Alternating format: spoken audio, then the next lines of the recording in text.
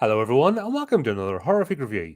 Flea and I are back as we discuss Bleach the movie, The DiamondDust Rebellion, directed by Noriyuki Abe. After the treasured Oyen is stolen, Toshiro let's try it again. Hitsugaya disappears and becomes suspected of treason. When the Soul Society calls for his capture and execution, substitute Soul Reaper Ichigo vows to prove his innocence. Here we are, another Bleach one, two in a row. I still reckon that was a fix, you know. Yeah, I enjoyed this one as well. I'm not gonna lie. I'm seeing the pattern though. That's the annoying thing with the animated stuff. Big battle scene at the end. You know, everyone all comes together. It's very cartoony, if that makes sense. Yes, yeah. It's kind of like when something like this, it does it in so many anime. It's kind of like it builds up towards this huge battle. You're expecting this huge battle, and it's over with one slash of a sword. This massive build up, and then this all this tension. It's just kind of like boop. Yeah, that's my only issue because, believe it or not, the Bleach series is a wee bit more nuanced. It's about Ichigo's journey, and the battles aren't really that. You know, it's like him dealing with his trauma as a kid and stuff, which is brought up in this. Yeah, you know, it's more about that. So they brought this into the sort of Virgin and Saturday morning cartoon era. Towards the, it all starts off good, you know, starts off great, but then when it gets towards the end, the final act, we get that whole kame, you know, and I'm using fifth form, third seal, blah blah blah blah blah blah, pew, kaboom, and then of course it's like the good guy, the bad guy's there leaning over the good guy's shoulder, and it's like it gives you the speech, the cherry blossoms float past, you know, if only it hadn't been for those meddling kids, and then he dies and fades away. To be honest, this one made way more sense than the other one we watched because I actually remembered most of the characters in this one. Yeah, the first one was lacking because the antagonists weren't really they were just there for the sake of it.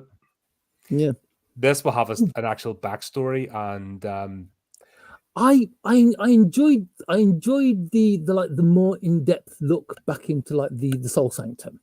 Because more of the action seemed to take place there with the politics that was going on there. I also like the fact that towards the end it reveals that the wizened old bloke with the wispy beard who's in charge of them is built like a brick shithouse. Yeah, it's like that. You know, a grizzly old man sort of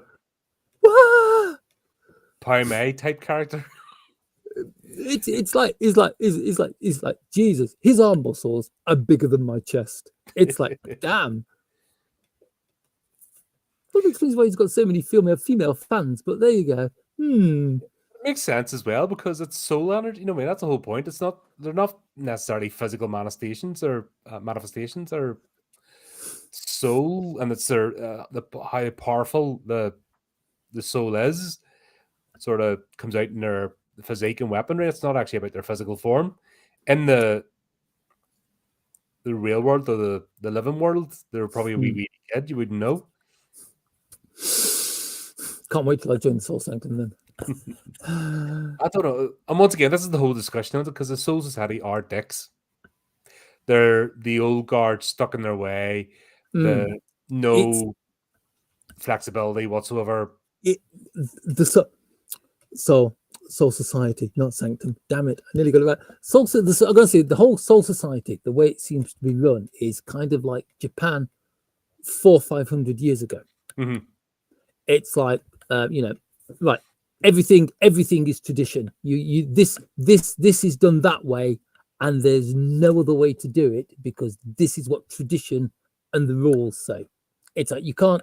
It's like if I don't know. If it's a cup of tea, you can't stir it 4 times or 2 times. You've got to stir it 3.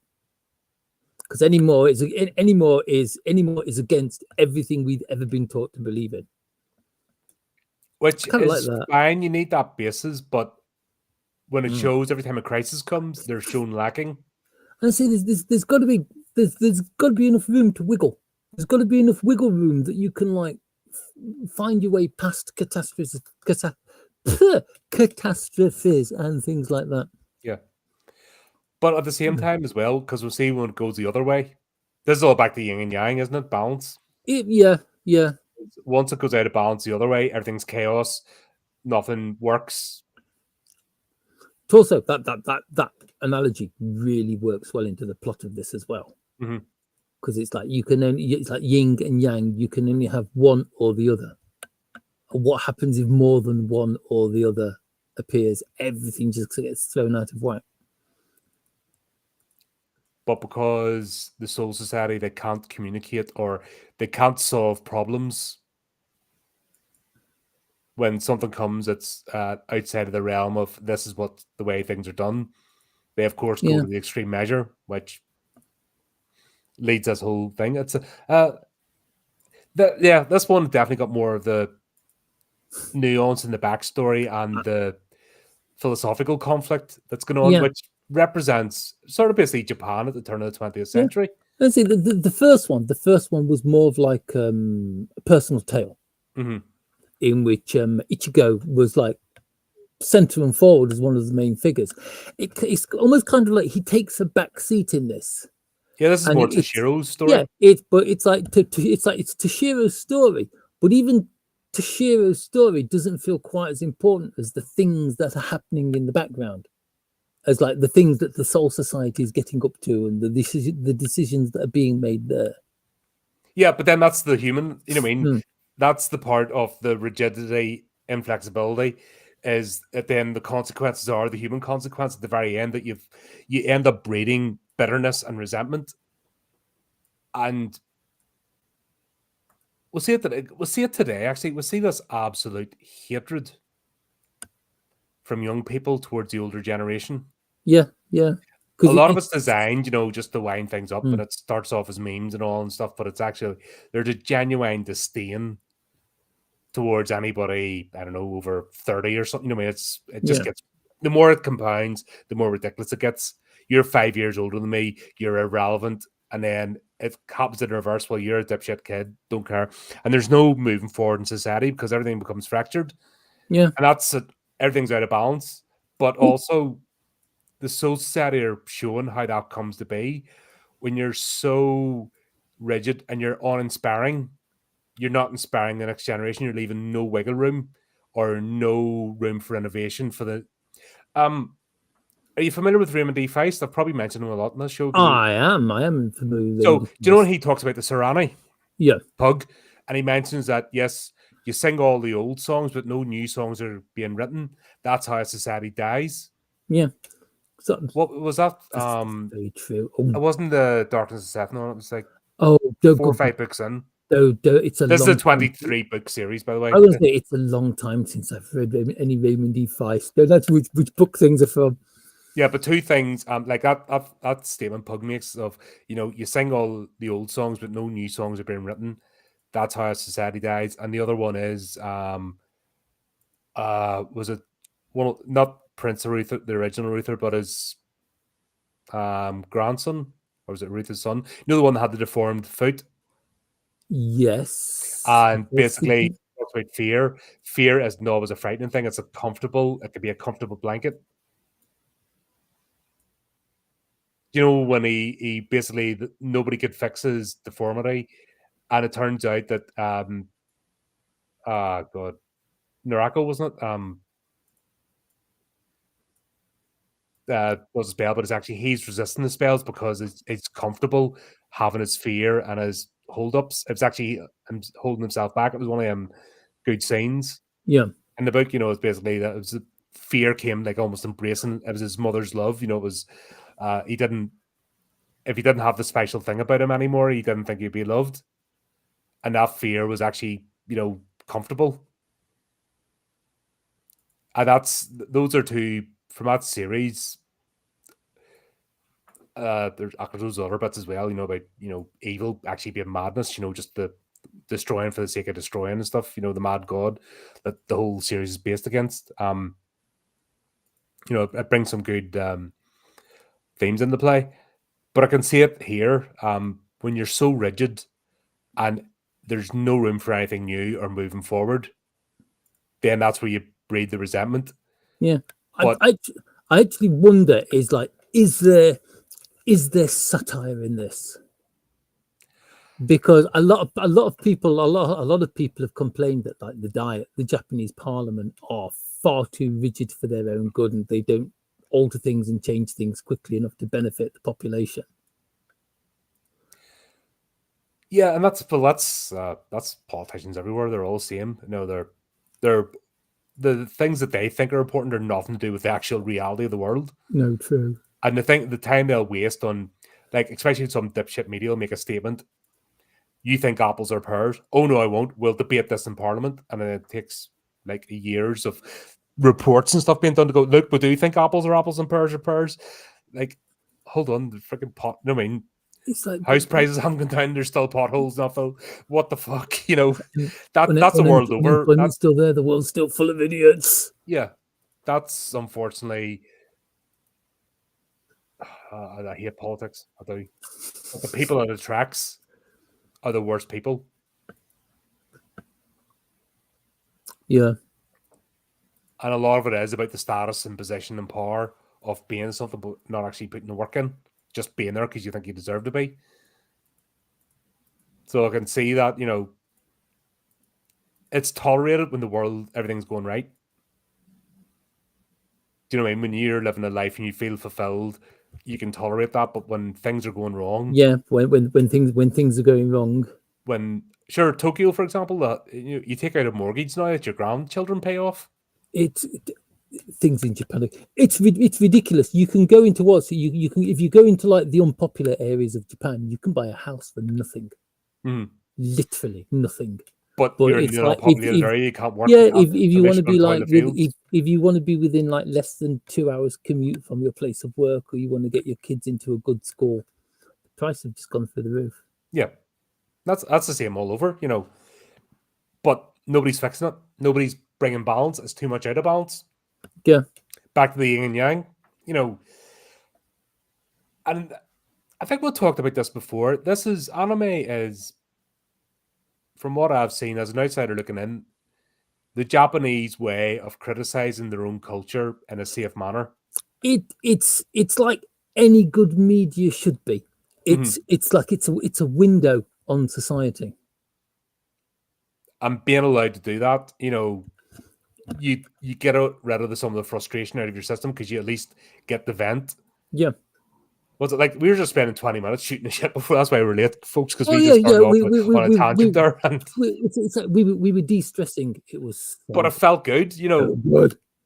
When you don't have that freedom to express your thoughts and your frustrations, and if you're stamped down every time you do, which seems to be the culture now, that you say something against the orthodoxy, you're a terrible person.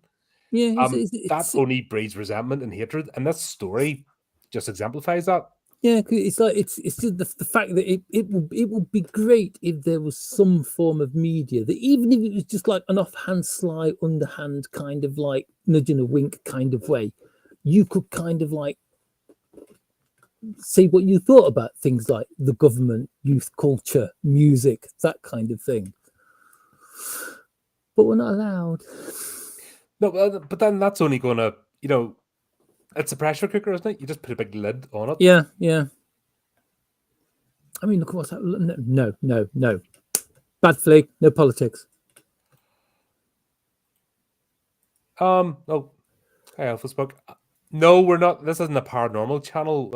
We basically discuss horror, medium. Like every other Sunday, this is horror anime. For example, we talk about movies, books, games. There's a couple of channels we're friendly with that do that. What I'll do is before the end of the stream, I'll throw some links as we go through this. I wonder if Dark Knight's still on. Yeah, there's a couple actual paranormal channels. I'll throw links their way if you want to check that out. Some friends of ours. It's good. Just I've never felt the need, if that makes sense. The paranormal people tend to take themselves way too seriously, I've found. But anyway. It's like, hang on, you've talked to me about anime. You know how serious I take anime. Oh, Nightbot stepped in there. Yeah. Nightbot doesn't like caps.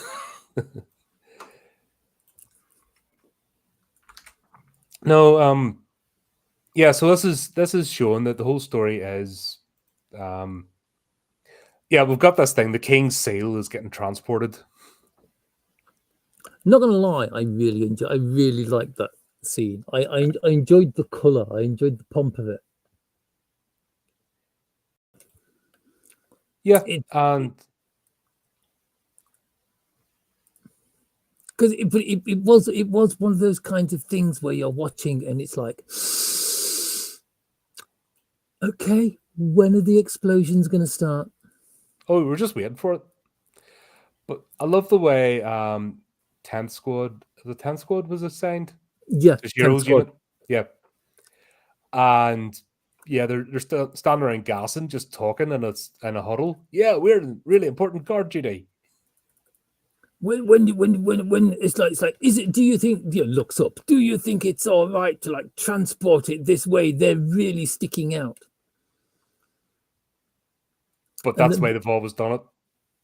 yeah, On, you know, what I mean, you can almost set the clock by them. that's it said, isn't it? They always do it. They always do it around this time. They move it a couple of times a year. It's always like this. So it's Yeah, like nice and regular on clockwork. Pretty much on the same day, a couple of times every year. It's not dangerous at all, really, is it? no, it's not predictable if somebody's going to actually attack. But then, is this part of the arrogance as well? It does come across that way, doesn't it? Nobody would dare attack us because nobody ever has, because we are the Soul Society, so we Yeah, do, you know. we've always done this on this day. Why would we change it?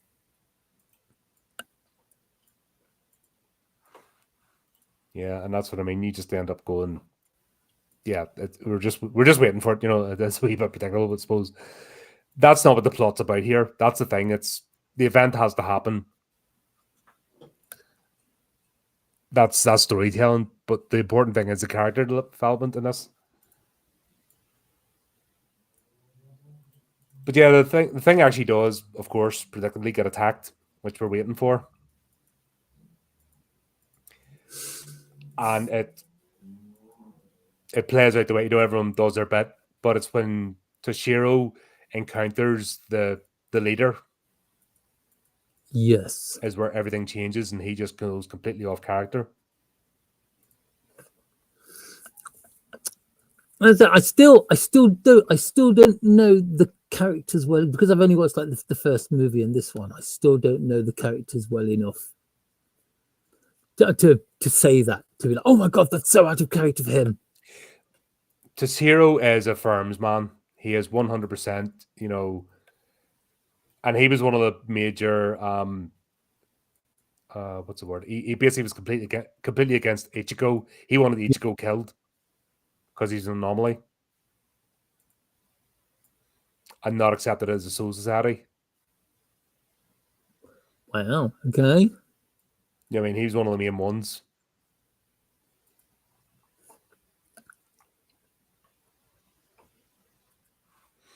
And that's it, you know, and it's almost about their relationship as much as anything, you know, the two of them. He's So, beginning to grudgingly accept Ichigo. yeah. I don't know if they'll ever be friends. Yeah. But I don't get what, like, 10th squad was guarding the King's Seal, yeah? But they're on the ground yapping. I'm gonna say, why were they underneath it instead of with it? It's kind of like, could it be kind of like you are the guards, but because it is the King's Seal, you're not allowed to go within, I don't know, half a mile of it. It could be that. It Because could be just that rigid. that This is the kind way of that thing wouldn't the surprise procession me. goes on. This is Mm. where you go. This is the time you'll do it. Mm. You're doing your job. And 'Cause I mean, that's part of the, you know, I mean, this is discussed, I think. That's part of the downfall of the Soul Society.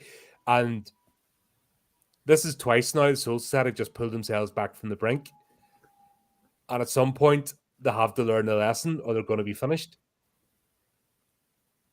Because every time a crisis happens, they fall apart. and it's the younger one, which is a sort of passing of the torch thing, isn't it? It's the oldest story in time. You need to it's the pass guy. on to the younger generation with the Yeah, fresh ideas. it's the guy who isn't part of the society. It's the newcomer who comes up with all the ideas of how to fix things that have gone wrong. Because it's just kind of like it is. It's like they're stuck in their ways. It's like, no, we must do it this way. We can't change anything because this is the way it's always been done for the past who knows how many centuries. Yeah, that's it. They're just so rigid, but it's leading them up to God, that's right, close that. Sorry, I'm trying to sneakily look for this other channel, but I think he changed the channel. I was subscribed to the old one, but he had to close that and start a new one, so I need to find it. I'll stick it in the comments at some point. But yeah, it's funny the way 10 Squad were... Colin, you know way more about Bleach than I do. Don't leave me, Colin. You know way more about Bleach than I do. I find I'm not even that hardcore into it. I just find it was an enjoyable story. You know, the scenario, and it wasn't your typical. I don't think these full animation movies are doing it justice. I'd say it's not bad. I mean, they're only what? They're only about 90 minutes long each. Yeah. Think about it. There are anime movies out there that's like 3, 4, 5 hours long. No, that's too much for a movie. It's like thanks, Ghibli.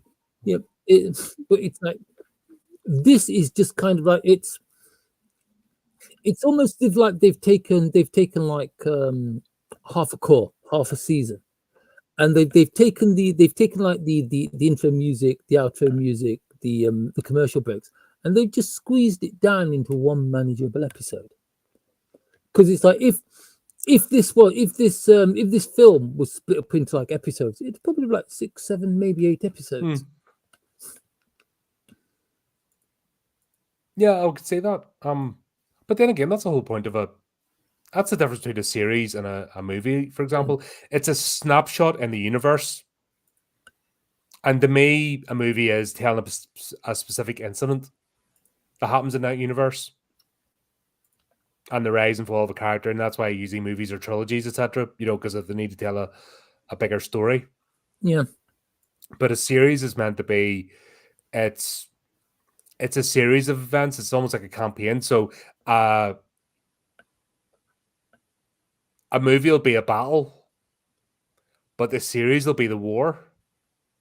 You know, that sort of thing. Yeah.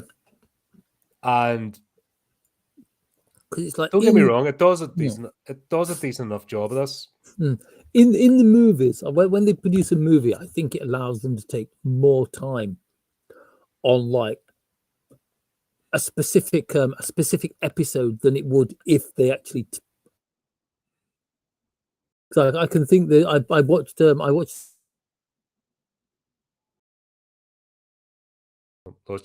It went into far more detail than it would have done if they'd have actually like portioned it up and used it as part of the 4th season when it comes out. Well, the problem with it's a 20-minute episode problem, wasn't it?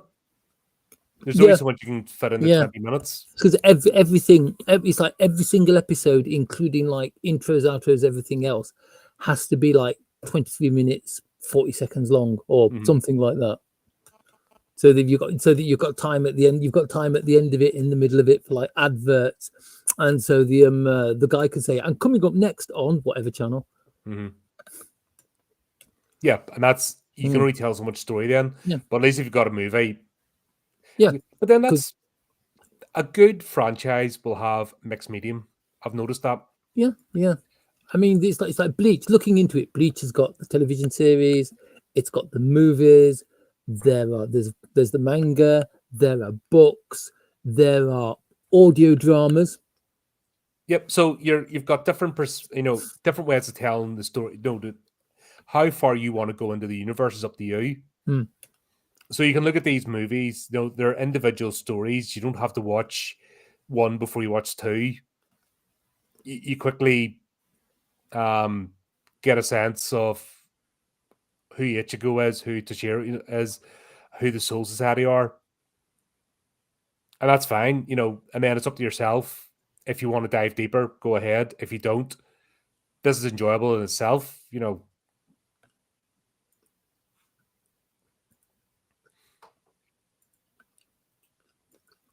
Honestly, when I find time, I am going to dip into the television series. It may take me a while.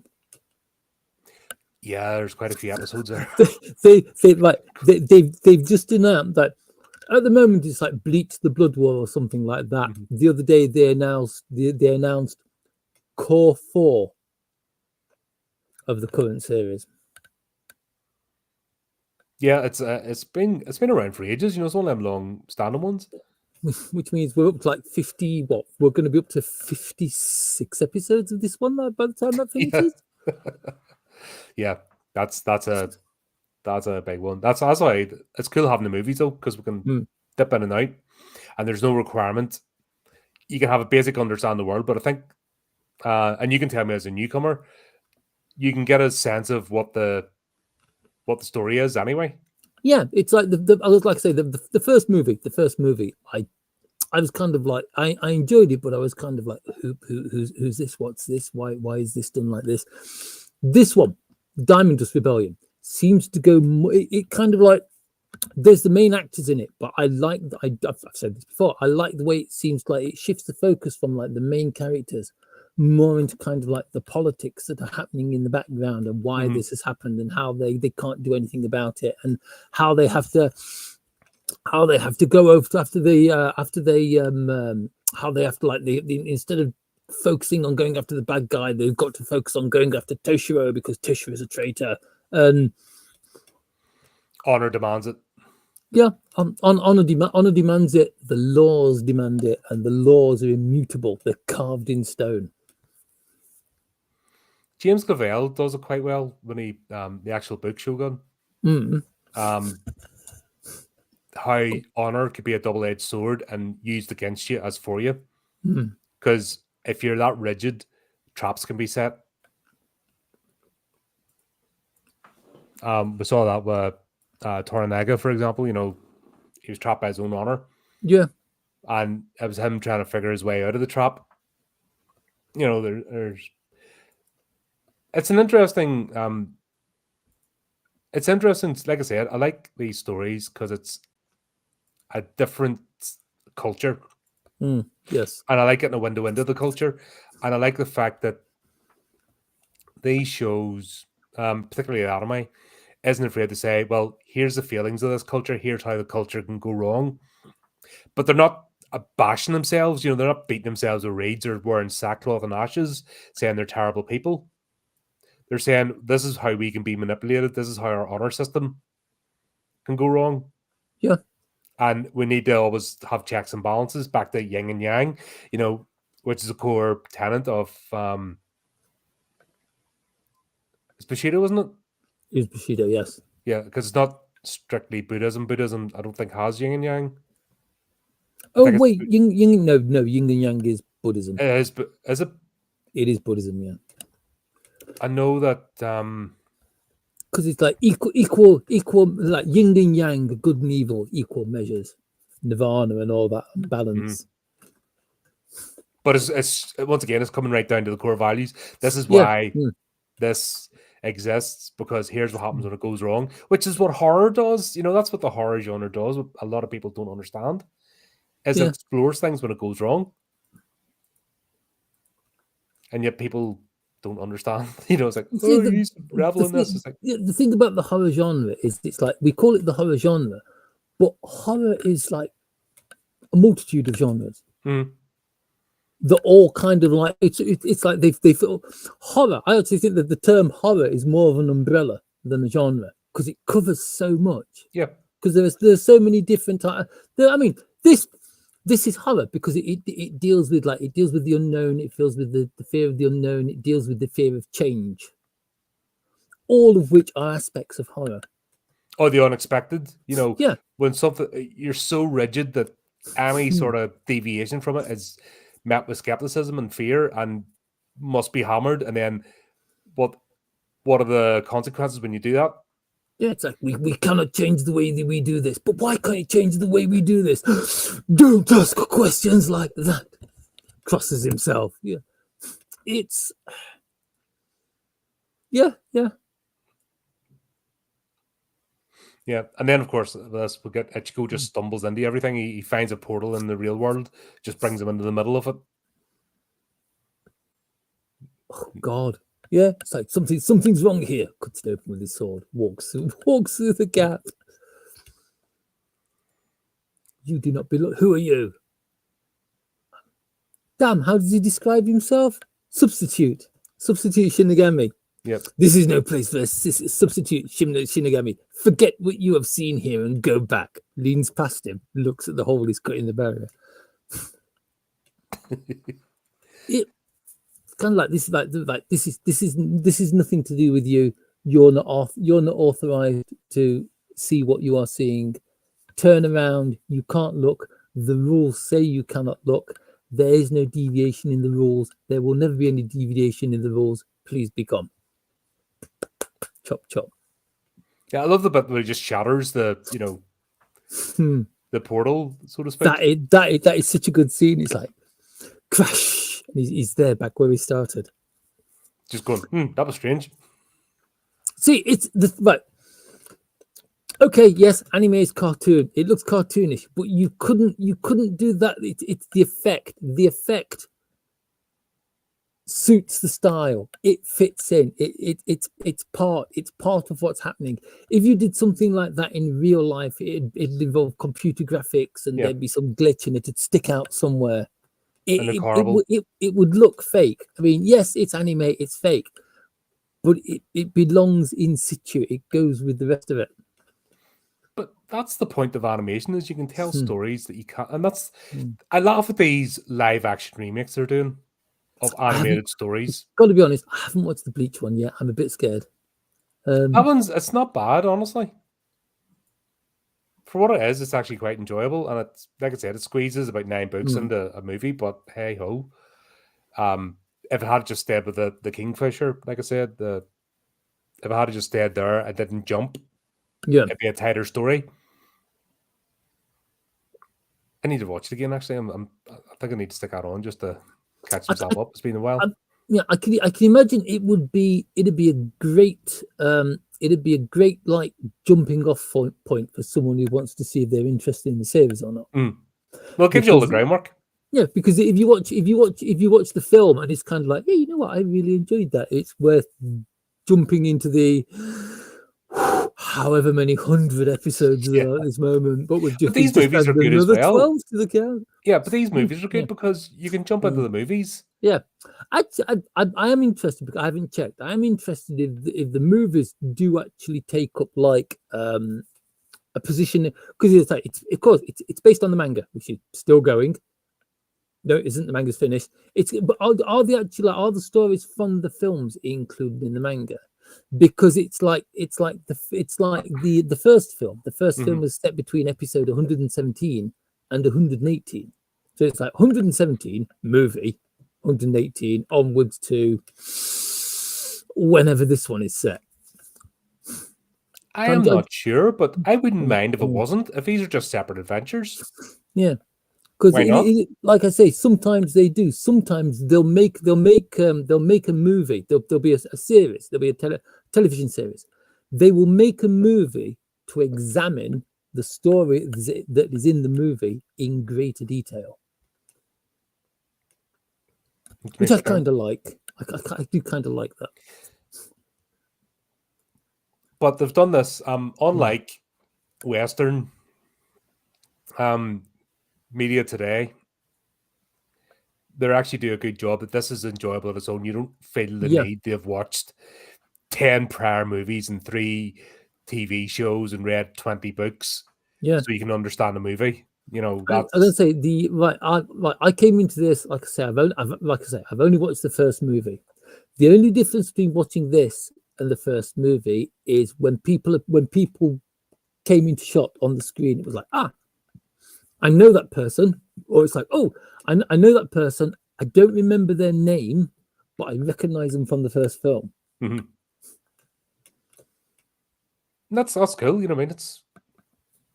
But if you hadn't watched the first movie, it doesn't really matter. No, because it's a story. It's a story all in itself. It's self-contained within the movie. Mm.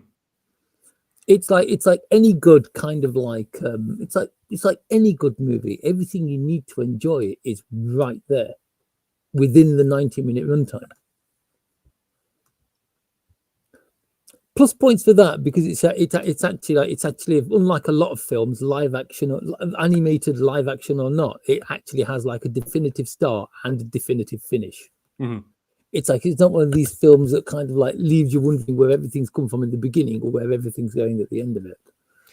Yeah, and the universe goes back to, you know, it carries on. That's the whole point of a movie. It's an event that has happened in a universe, and it's up to the storyteller whether it's ground, you know, does this change the universe in any way?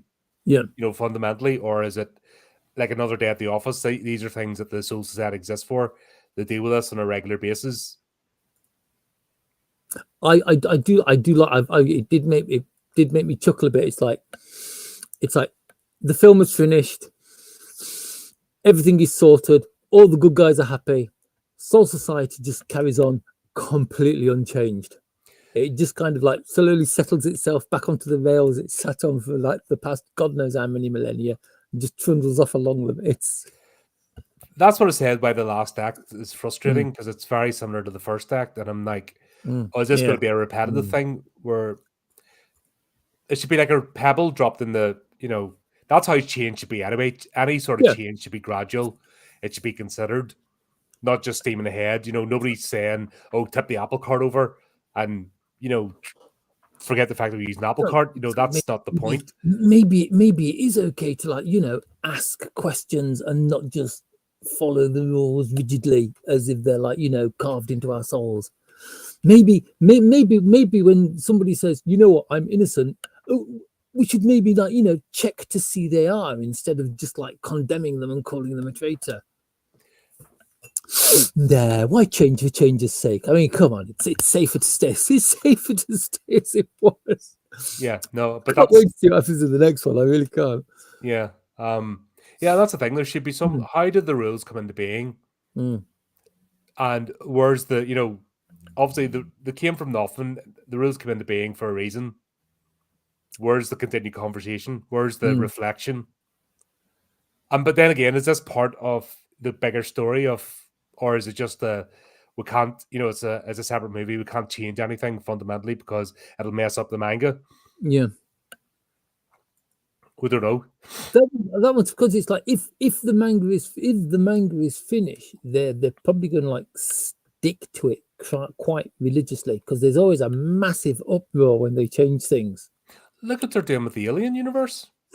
I'd rather not. They're overwriting the old movies at this point now. They're actually overwriting they're going to overwrite Alien. It wouldn't the actual movie that people like. It wouldn't surprise me if Alien Earth is set. It's like, oh, by the way, Alien Earth is set in some like alternative universe. Oh, save it to multi. I'm not even interested anyway. If they, I mean, I've got to be honest. I have no intention of watching it whatsoever. No, I'm because it's like Alien, like the Alien franchise has moved far enough away from like the Aliens, etc., that I enjoyed. That, I mean, it's like some of my, I mean, to be quite honest, some of the most recent Aliens films and Alien programs franchises, I'd rather watch AVP. God, that's bad. Because at least at least it's bad, but it's like it's bad enough that you can have a laugh at it, you can have fun with it. It's like I just think Romulus tried to be too serious. No, I've not even started that movie again. But what I'm saying is, here's the difference. This is aware of the running series, and it's not going to mess it up.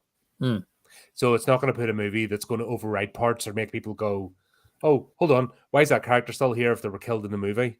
No, for example, or blah blah blah. You know, are we going to see the ripple effects of this? We don't know. maybe somebody who's watched the full running series might be able to answer it better. Well done for watching the full run of the series. Good God. I'm tempted to, but I don't have time right now. That's the It's thing. like it's like I'd have to find gaps in the current season because I am a massive anime nerd, and it's like I'm trying to watch everything again. Yeah, that's that's what I'm saying. It'd be one of those, One day. But that's what these movies are good though, because at least gives you, if you want to have a glancing snapshot without feeling overwhelmed by I have to watch 60 episodes or something. Oh well, I'll watch this instead. Done.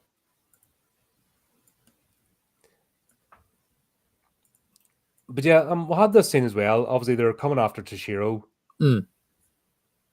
and of course, Ichigo gets involved. Yeah, it's like he's a traitor. That's it. We're going to capture him and the guy who attacked the King's Seal. And it's just kind of it's like okay, there was the beginning. There was the attack on the caravan carrying the King's Seal. Then it went very quiet. Now all of a sudden, with like one simple short statement, the damn thing's up to like 100 miles an hour again. Mm-hmm. And it's like wait, what? Why? What? Because the one I watched, the sub I watched, they actually like translated out the names of all the attacks and everything. So while you were busy trying to read those, the subtitles would flip over to something else. And it's like he's abandoned his something or other. So we've got to go out there and kill him. And I'm like, the what? The who? Which is a bit of the confusement I had in the early section of it. But the fact that entire 10th squad gets imprisoned, bit to be executed as well. That's kind of that just come across as a bit heavy-handed, really, doesn't it? It's like, but that is the way of the samurai. It's like if you're a feudal lord, your vassals share your fate, which is why it's the reason it was put there. Yeah, was if you're worried about legacy, for example. So it's to stop, the mega maniacal people who want to build a legacy beyond themselves and don't care to tear the world apart because they've got an idea in their head. The fact is that your entire house, if you fail or you mess up that badly, your entire house gets put to death. So Toshiro has put his entire squad at risk with his actions, and surely he would know that. Even though he's basically effectively broken his oath and left like left the guard squads. He's left like the army of the Soul Society.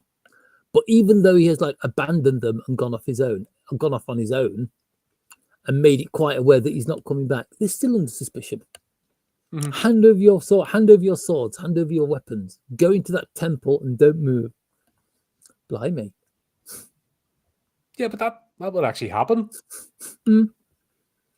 If a commander, did something like that, and say they were protecting something and the bandits appeared and stole the thing, and all of a sudden their commander, don't forget the commander positions the troops.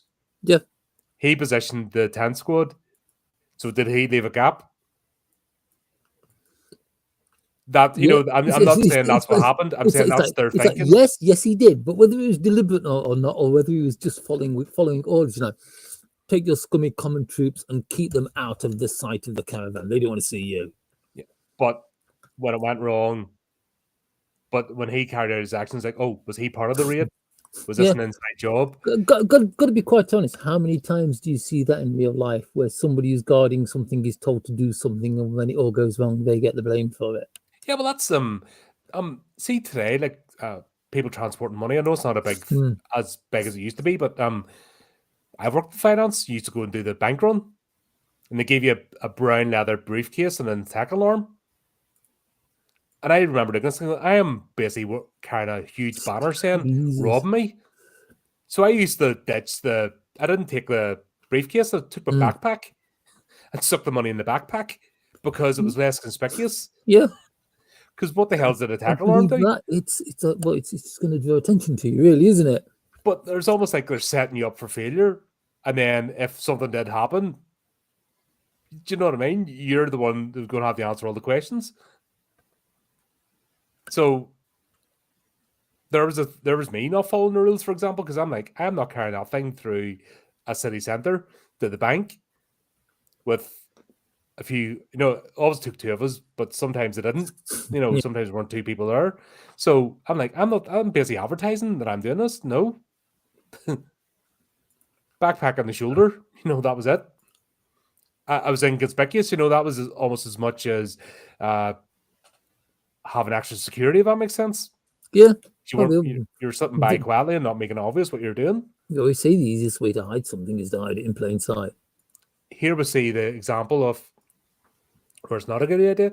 Big pomp and procession and the most important objects right there, not being hidden in an apple cart, getting trundled along with a secret squad. That would have made more sense. Yeah, it'd have made more sense. Like I say, it made more sense just to send 1, 2, maybe 3 people out in a carriage. Instead of having, to be quite honest, this very, very big medieval Japanese kind of like humongous, almost religious in its magnitude, like cavalcade of caravans and carts and people waving flags and playing ceremonial instruments. Yeah, guards, not actual combat guards. Yeah, because as soon as the attack happens, that's it. Bang, they're all wiped out. Completely ineffective. But that's what I mean, because Toshiro left his post the way he did, then his whole squad's under suspicion. Because the thinking behind it is, would you trust any of these people? How many of them are in on it? It's kind of weird how the Soul Society doesn't seem to trust its own troops. Yeah, they don't trust. You know what I mean? It's a low trust society. Remember, I told you last time these people are dicks. They are dicks, and that's the whole theme of this series. It is so like feudal Japan, though. Mm-hmm. And this is almost I know it's like an old conversation, but this is almost the Japanese struggle at the beginning of the 20th century. Yeah, yeah. And it's been explored many times. The age of the samurai and the feudal lord coming in the end, the introduction of technology. The Meiji period. And that's, major crisis of faith. But then it got manipulated, and hence their involvement in the Second World War. Yes, unfortunately. But then that's, once again, yin and yang, because then they got bombed to shit, and then they went the other way. And now they did. Now it's gone the other way, and it's kind of like... They're one of the most innovative... At the same time, they're still rigid, and... Oh, God, it's like the Japanese mindset, no offense to the Japanese, they'll understand, hasn't changed in the past 1,000 years. It's like things like bushi and samurai and this and that and daimyos and all that. Like, it's disappeared, but it's like the rigidity is still there. The hierarchy is still there. So it's just changed form, but it's still there. But at the same time, the way they express themselves, they've given more to us in the last 10 years in terms of art than our own free society has. Yeah. If you think about it. Yeah. They've given us more innovation, technology, gaming, art, anime from a very rigid society and a very, very sure of itself, comfortable in their own skin society. Yeah, but it's kind of like it all goes back to storytelling, because if you think about it, if you are in a society, like if you're in like a caste society, as Japan used to be back in the Middle Ages, here we go again. It's like you are fairly much like if you're like a peasant farmer, you are a peasant farmer. From the day you are born to the day you'll die, you are a peasant farmer. Your children are going to be a peasant farmer. Your parents before you were peasant farmers. One of the few escapes that you've got is storytelling. I mean, think about it. There's no electricity. There's no internet. There's like all you've got is like folk stories, and folk stories, legends, things like that, being passed down by word of mouth from generation to generation because so few people can write. And it's like that storytelling mindset, as it's like it hasn't changed. It's still there in Japan today. It'll still be there in Japan in hopefully in like 100 years' time. It's like they excel at telling stories. Both I love them for it. Yeah, but that's what I mean. It's a strange dichotomy that we've got. By the way, folks, this is relevant to this movie, by the way, because this is what this movie's all about. It's all the subtext in this movie is amazing. This is how you tell a story with subtext and talk about societal issues, or just explore it. It's not even attacking anything. It's just showing if you're too much this way, it can go wrong, but also the reasons why, etc. And it gets pulled back. You know what I mean? You're left to make up your own mind. I suppose the point I'm trying to make, but it's a deeper conversation, and we have lost that art of storytelling in the West. We have completely thrown that out of the water.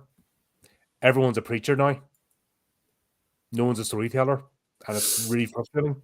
We can see the societal decline.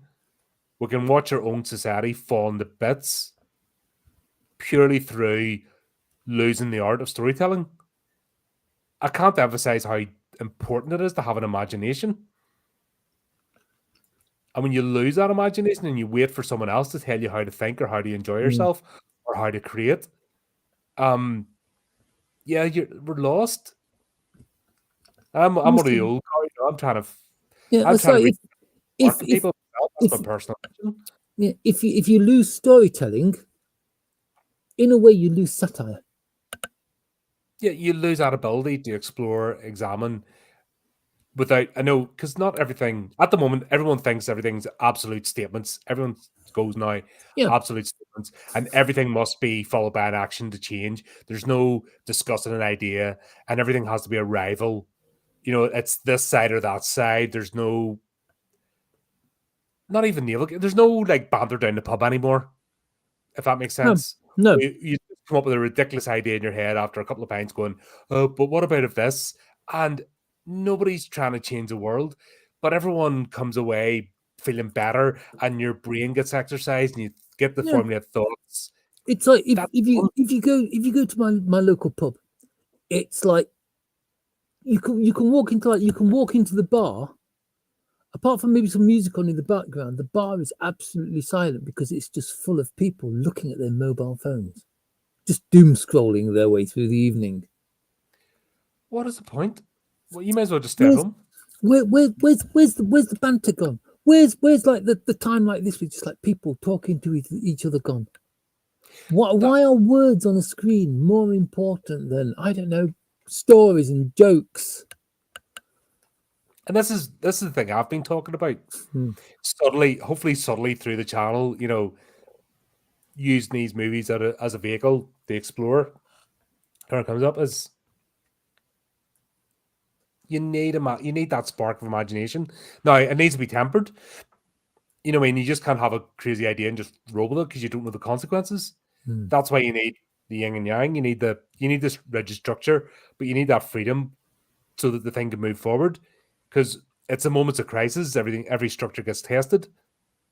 That's that's the same as engineering as well. The stress test on anything you build. That's kind of the whole point. But you can't just stick to one thing because you don't get new ideas. And if you completely, I don't know, destroy the creative spirit, we're only going a bit backward. We'll see it now. We can't even fill holes in the road. We've lost that innovation. We can't even do that. We can't even clear rubbish off the streets. That's collapse. I'm blaming the entertainment industry. Well, if that music, it's far easier to look up and soak up the drivel that they're coming out with than it is to actually go out there and use your brain and create something. And they've closed the market off as well. Yeah, it's one of the reasons why I love role playing as a hobby. Because you can go out there and you can write your own stories, and then you can get friends and people to play through them and share it with them. Add to the story and something you never thought of. Instead of just passing the phone over and going look at this cat video. Yeah. Not that I have anything against cat videos, of course. No, it's once again balance. Everything's about balance. not dependency. It's you gotta leave that, and people will have a spark. People won't. People may not have that ability. It's not about once again, this whole hyper success thing that if you go to create, it must be multi-million-pound award winning, blah blah blah. It's right down to folk songs. People just getting around a campfire and singing out of tune, just briefly in harmony, just for the moment. Or you mentioned the pub. It's like I miss that. You open the pub door and the first thing you hear is laughter. Yeah. From different things, just you hear the banter and laughter and nothing else. Just the first thing you hear is the babble of people, like just talking in good spirits. That's that's been driven out of Western society. Even if it's just someone like, you know what, I've had a really shit day today, because it's still talking with each other. But people don't talk. They seem to want to bottle everything up these days.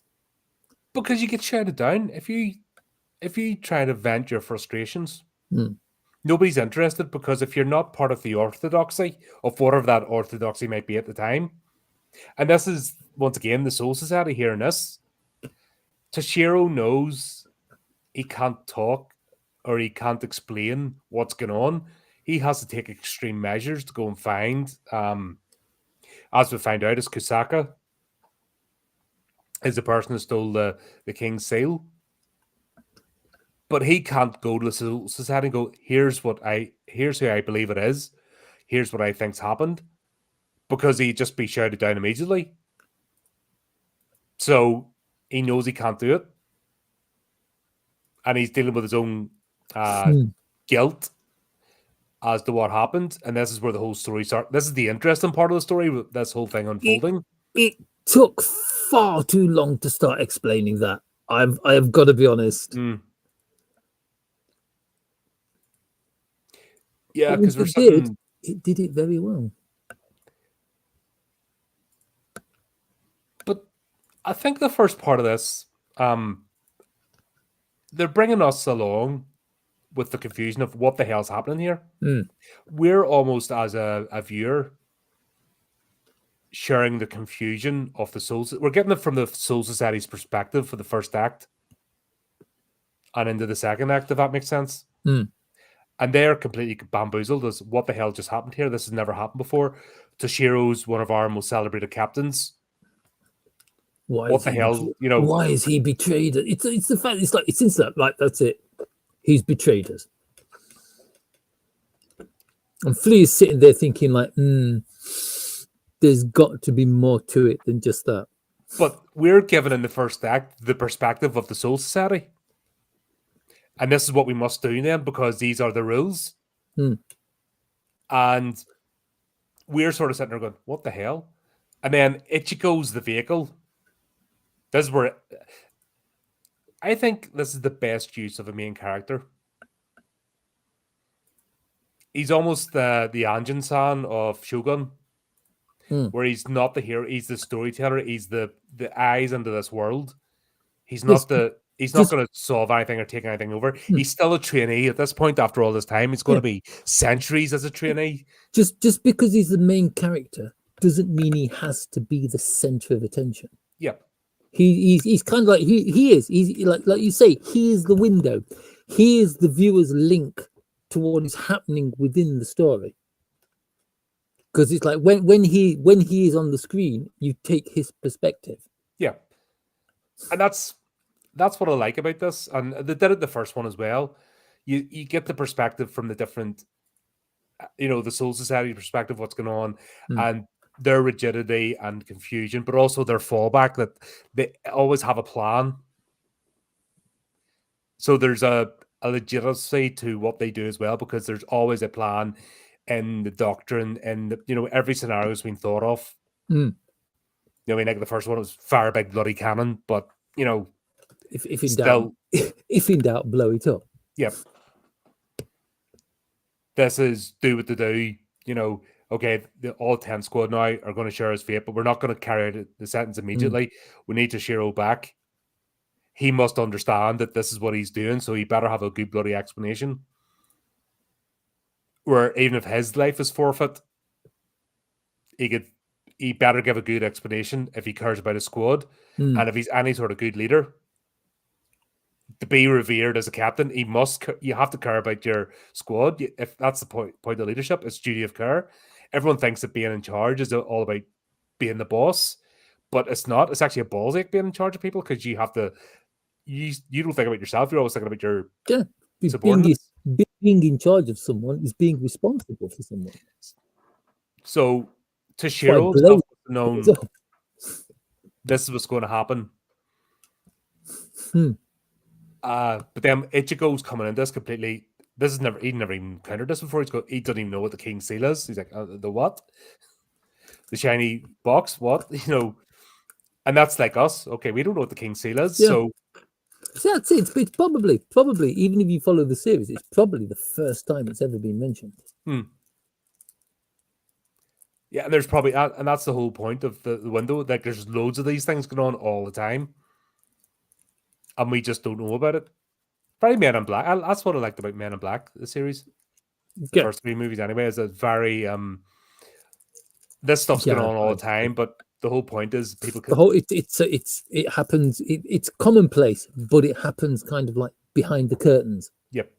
So the living world, the normal people can get on with their lives, because it's a burden to have that existential dread of everything's about to eat you. And if everyone thought about that, society wouldn't function. Everybody would be in bunkers, never leave. Already there. But if you think about it, if everybody thought there was going to be an alien invasion every other minute, nobody would leave the house. Everyone would be in a bunker. Yeah. And then society wouldn't, society may as well not be humans. Wouldn't function. It would just collapse. And that's very I've got to be honest. I love the idea that behind like regular society, there's like a bunch of mystical warriors fighting all these like broken souls and monsters from God knows where. Where do I sign up? It doesn't swallows up. I'd sign up. Sounds fun. Yeah, but that's what I mean. It's that whole once you can't unsee. Once your eyes are open to something, you can't not see it anymore. But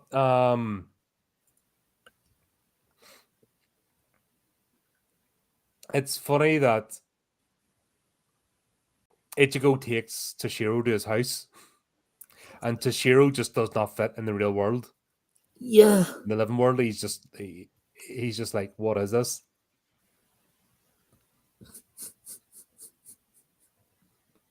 He's poor lad. He's been out of it. He just so long. He just can't acclimatize. Not the word I'm looking for. No, he just doesn't. It's just not his world. But the fact that he's never even been to Ichigo's house before. What is this place? My house. But it's like how long has he been a Shinigami?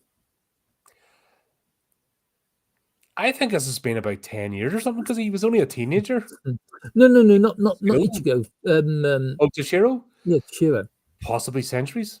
Because it's kind of like quite a lot of them look as if they feel totally out of place when they're in the real world, unless they're fighting. Yeah, so they're all kind of like waddling around like penguins. And I think that's what I think their actual sense of humanity, what humans were before, have left them. They might have been human once. I think that's how you pass, Ichigo's shown that. It's you pass from the living world into the soul society, that it's a thing that's deemed upon you or whatever. But these people have been here for so long, and there's not that much change that they've forgotten their human selves. And that's, kind of makes sense. I could not imagine myself now as a 15-year-old. I remember being 15. But I couldn't have to go through it once. Yeah, do you know what I mean? Yeah. That person is alien to me. Yeah. That's not me anymore. That person I would not recognize. In a way, it's almost like the people who've been working for the Soul Society. It's like Toshiro, the rest of them. It's almost like they become institutionalized, isn't it? Yeah. It's like they've been part of it for so long. They've been part of like this rigid regimental society for so long that they've it's almost like they've forgotten how to deal with the freedom that the real world offers them. Look at your 10-year, 20-year servant, civil servant. Mm. Look at your 22 and a half year service coming out of the army, for example. Yeah. Huh? The world? Huh? It's that it's that sort of thing. But this is measured in centuries, lifetimes. Oof, can you imagine it? No, that's the thing. It's look at vampires, for example. When they get a couple of centuries old, they don't ever remember being human. And every time I think of vampires, it reminds me of Doris. Doris's knickers, the best drawn knickers in anime. Well, you've got to admit, I'm making that statement. If somebody can find me a better pair of drawn pair of knickers in an anime show, I want to see them. It was the part of her that you saw the most, though. Yep. The most effort went into those. Can't remember her face. Pink knickers, though. Very late. God dear.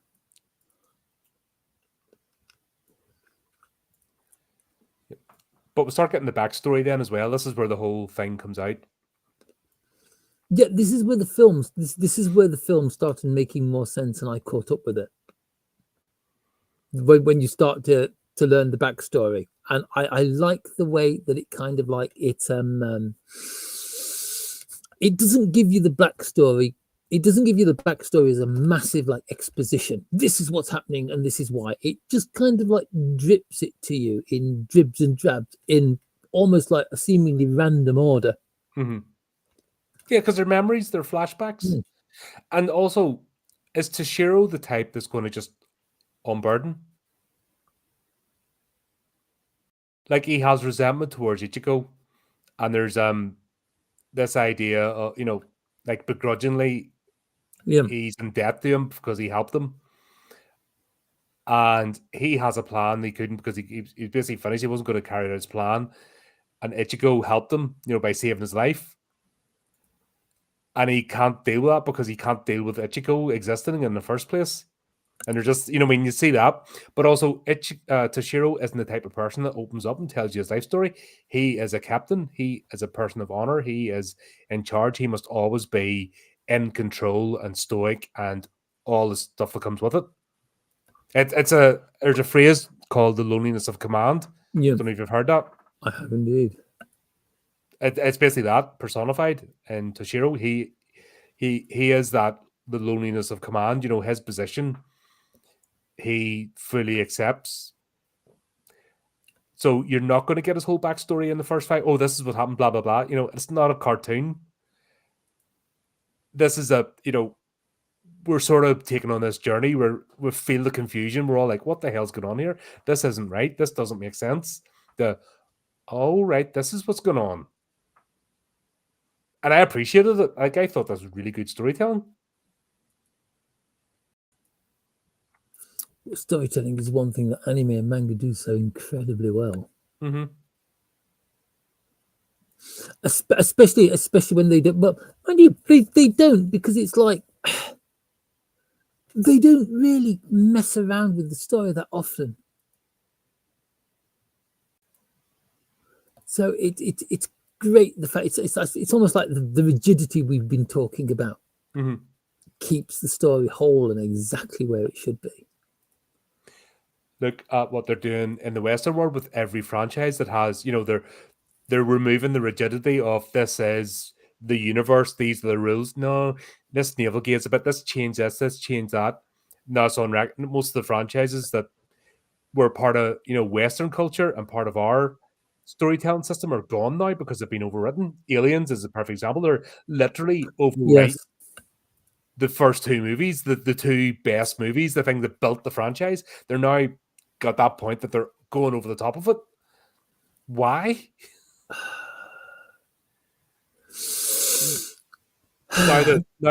So they can give us more drivel. it's like they're changing the birth of Alien and Aliens so that they can give us stuff that happened before then, because we demand it. They want to shove it in our face. Because I wish they wouldn't. I really do. it's because I've mentioned this before. You got mediocre storytellers.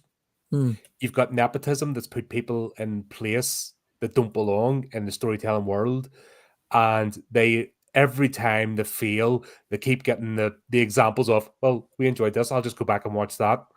I enjoyed this, so now it's an active resentment, Yeah. which God, yeah. is Kasaka's character. Kasaka's character is that brooding resentment. He wasn't good enough. He wasn't chosen. And so his reaction is to tear it all down. Hmm. We can transpose that story into our current lives. You know, we're seeing these people, and yeah, it's not as dramatic as ripping the universe apart, but it's still important, because storytelling and art is important. And the people that don't twig onto that we're suffering because of it, because they've let this happen. But those of us that do see it, you've got these mediocre, resentful, bitter people that don't have creative ability. And every time they try something and it just keeps getting brought back to them, oh, well, no, this thing was better. And it's always going to be better. Well, I'm going to destroy it then. Because I can't match that. That was something that was created and I can't match it. So I'm going to rip it apart. We're seeing that with Kasako here.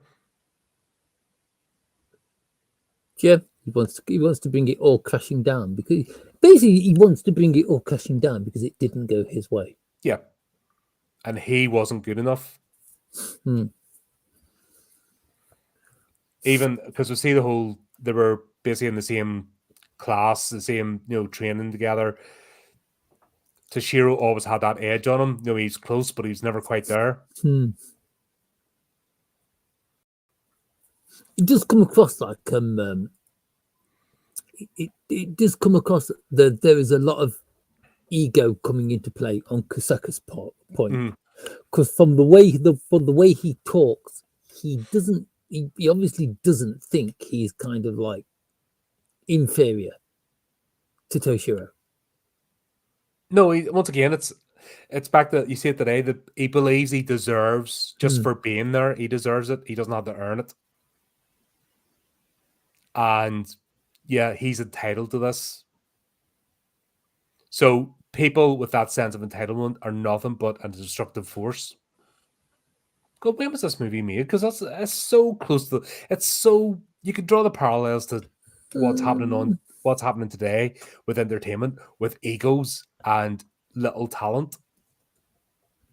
You see it in the horror genre as well. Look at all the remakes coming out and stuff. I'm not excited for movies coming out this year. Do we have to realize this was made in? Come on. You know what I mean? Made in 2007. There you go, 2007. That wasn't a million years ago, but it still wasn't yesterday. You know what I mean? It's long enough. Yeah, to be quite honest. That's still finger on the pulse of this is what's going. In fact, maybe somebody saw it happening, because I always reckoning that this started going wrong by 2010. But I'm looking back, early 2000s, and I'm seeing this shift in storytelling then, and not even the desire, because there's a lot of shit in the 80s. You know what I mean? There's a lot of cheesy stuff. Oh God, but there there's was still that desire to entertain, to tell a story, for people to have a good time with the product. I saw in the early 2000s that starting to shift away. It wasn't as dramatic. I think after 2010 it became really dramatic, and definitely 2016 onwards, like the pace of the degradation was rapid. But it's just interesting. In 2007, there was a bit of a finger in the pulse. People can feel it in the air, if that makes sense. Yeah. I think people who are creative do have that sort of they can feel things. It's like an empathic sort of thing. You might be able to vocalize it, but you can feel a shift or change in atmosphere. It doesn't have to be literal, spoken or said to you, but you know it's happening.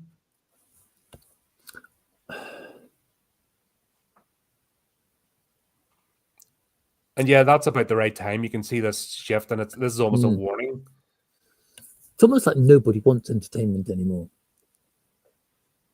They don't want to be preached to. They want to. It's kind of like the people, instead of watching something and making their own decision about it, they'll just like read a review on something. It's like if their favorite if their favorite influencers don't like it, they're not going to watch it. Yeah, am I on the right side? Am I on the right team? That's the mentality of today. Say a piece of entertainment movie comes out, it's am I on the right side? Do they like this or not? It's nothing about the actual piece. And we've seen that. The Hellraiser remake was a good example of that.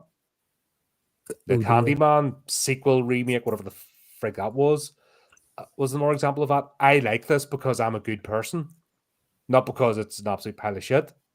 Bad storytelling. Hellraiser, I like this because I'm a good person. I'm on the right team. Well, nobody liked The Crow. I have yet to see somebody give a positive review of The Crow. And see, it doesn't work like that. It's like entertainment should not be a battleground for morals. But that's what I mean. It's not about entertainment anymore. It's about this strange moral crusade of, if I like this particular property, be it a movie, a book, or whatever else, I'm on the right side. I am just. I am clean. And this goes right back to the Japanese do it through caste systems and rituals. That we were more of a spiritual in the West, aren't we? We're more of a. Would that be right in saying? Yeah. It was more for the grace of God, whatever that might translate for you, but it was always that idea. By the grace of God go I. That's a sort of Western. In the Japanese feudal society, everything was caste. Yeah. Mm-hmm. But it's like over in here in Europe, there was caste, but there was also religion, and it's like the higher up the higher like there was the nobility.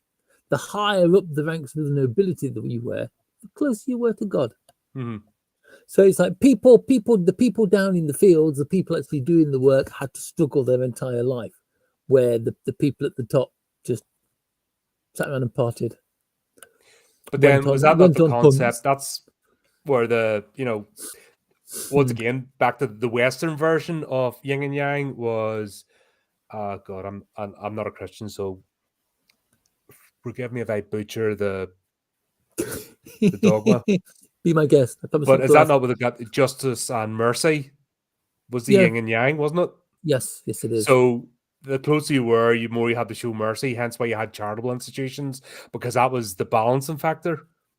So the society would work, because if you're always sticking the boot on people's necks, it leads to Kasaka, it leads to resentment, it leads to rebellion. And anybody wise knows creating that much resentment and hostility never leads to a good place. And that's where, then the philosophers come in, the 80-20 rule. You know that one, don't you? Yes. 80% of wealth and 20% of the people. So the more wealth you accrue, even though the 20% gets bigger, the 80% gets bigger too. So the whole point is that the lowest person through once again, the idea of justice and mercy, the mercy is that the lowest station has a particular level, and then it all moves up towards God.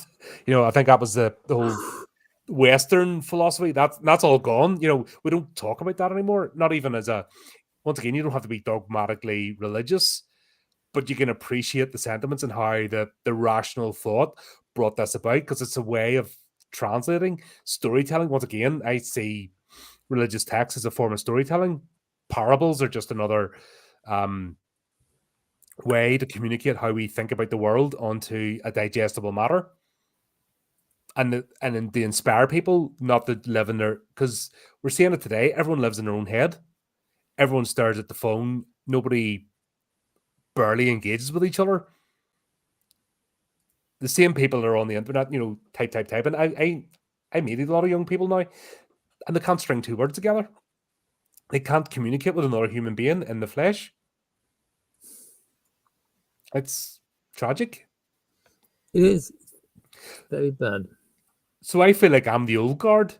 Does that make sense? Welcome to the old guard. But you know what I mean? I feel like Yeah. we've lost something, but at the same time, we still need that flexibility. God help them if they ever need it back. Well, it'll be once again, it's always has to come to the moment of crisis, doesn't it? That's humanity, and this once again, this story's telling that it always has to come to the point of crisis before innovation, before we rediscover what was important. It has to be on the brink of annihilation. The last time I remember was obviously the 80s, the Cold War. We're always on the brink of one conflict going out of control. Did the button get pressed? We lived under that. The problem is when the Berlin Wall fell, and I remember that day, we got confused, we lost, we didn't know who the enemy was anymore, we didn't know what to do, and it's kind of, we didn't fall back to, okay, where do we go from here? And it's back to the imagination storytelling. Dare I say the Christian thing of by the grace of God go I. Everyone forgot that. And I don't know, man. We're like this soul society. I think the 80s and 90s Western culture was like the soul society. And somewhere along the line, I think into the 90s, stopped. And now we're in the world of the Kosakos, the bitterness. This is Kosako's reign, now of I'm going to tear it all down because it's not working for me. And the Soul Society, most people are like the old guard of, right, well, how do we inspire you again? Because everything's gone to shit. And we don't have a plan in our doctrine, to fix this. And you see it happening all over the world. It's not just a UK thing or a Western thing. We're seeing it happening all over the world, that we don't have the doctrine to fix what the hell's going wrong right now. And everything's out of balance. And I think we're going to have to reach the point of crisis. Much like this, Toshiro understands, so he has to step out of the system. He has to completely lose his position, which is actually very clever the way he did it. Because it's the only way he can react is to level the playing field, almost. And the only way you can do that is to distance himself from the Soul Society and the 10th. I do like that. It is clever. But it's also leadership. While he's put his own squad at risk, they have to go through the motions, but the fact they weren't executed immediately means there's still a glimmer of something's not right here. Let's not be too hasty. We'll have to go through the motions so that they'll get their weapons taken off them. They get placed in the temple. But it's all very civilized. This is what we have to do right now because the doctrine says it. But if we were going to rigidly adhere to the doctrines, you'd all be committing seppuku, basically, the next morning, while we're still hunted for your leader. Does that make sense? Yes. So there's even the drastic actions has sent a ripple through the Soul Society of Toshiro's actions. They're measured with point and with purpose. They understand this, so they're following the rules, but they're also not following the rules because they're not accelerating. They're still trying to play it out. The fact they're letting the 10th squad have visitors to try and investigate and find out what's happened. They're letting that slide where before, I think if they were fully following the rules, nobody would be talking to them and they'd have all lost their heads. I was wondering if all that was happening behind the general's back. Because we already know that someone had tried to get to see Matsumoto. and been blankly refused. But then it was done through the back door. Then it was done through the back door. And if not under his knowledge, a blind eye. If I don't know about it, when they approach the general directly, the answer is no, because that's what the rules say. Yes. Oh, right, we'll have to play the game. As I mean, the 40 Council of 46 and all that, it's all very political, and it's all see the wheels within wheels turning. It is. It's all very old. It's all very old school. Mm.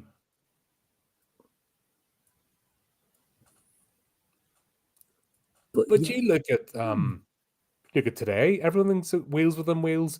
Everyone has to go through the motions, and and unfortunately at the moment, because everything's broken, there's no actual problem solving. Yeah.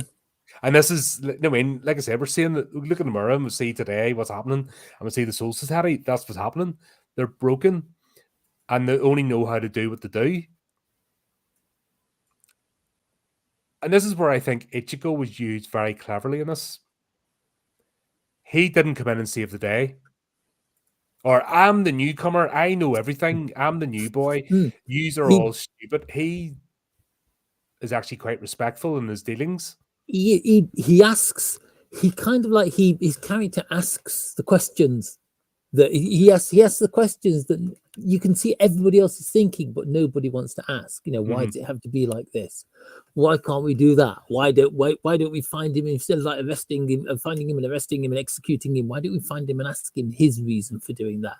Or when he's talking to Toshiro, so that you're not alone in this. You've got friends. You've got your squad mates, the people underneath you. You don't have to do this alone.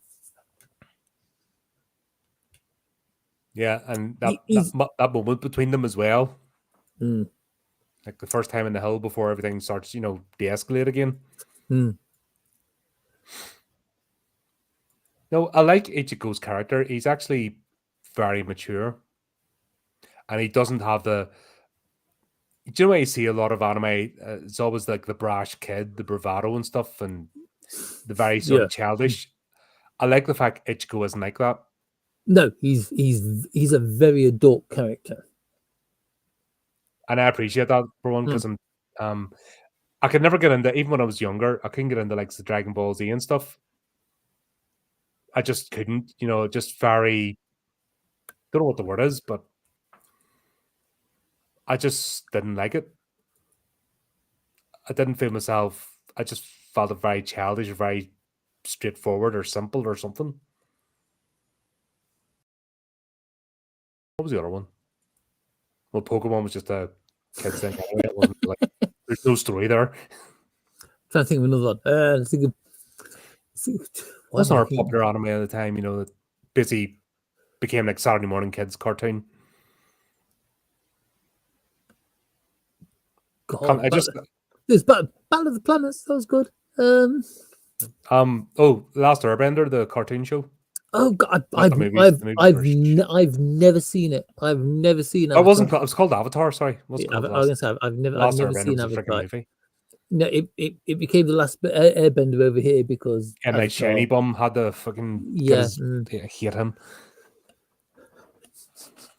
He's not one of my shit director. I need it.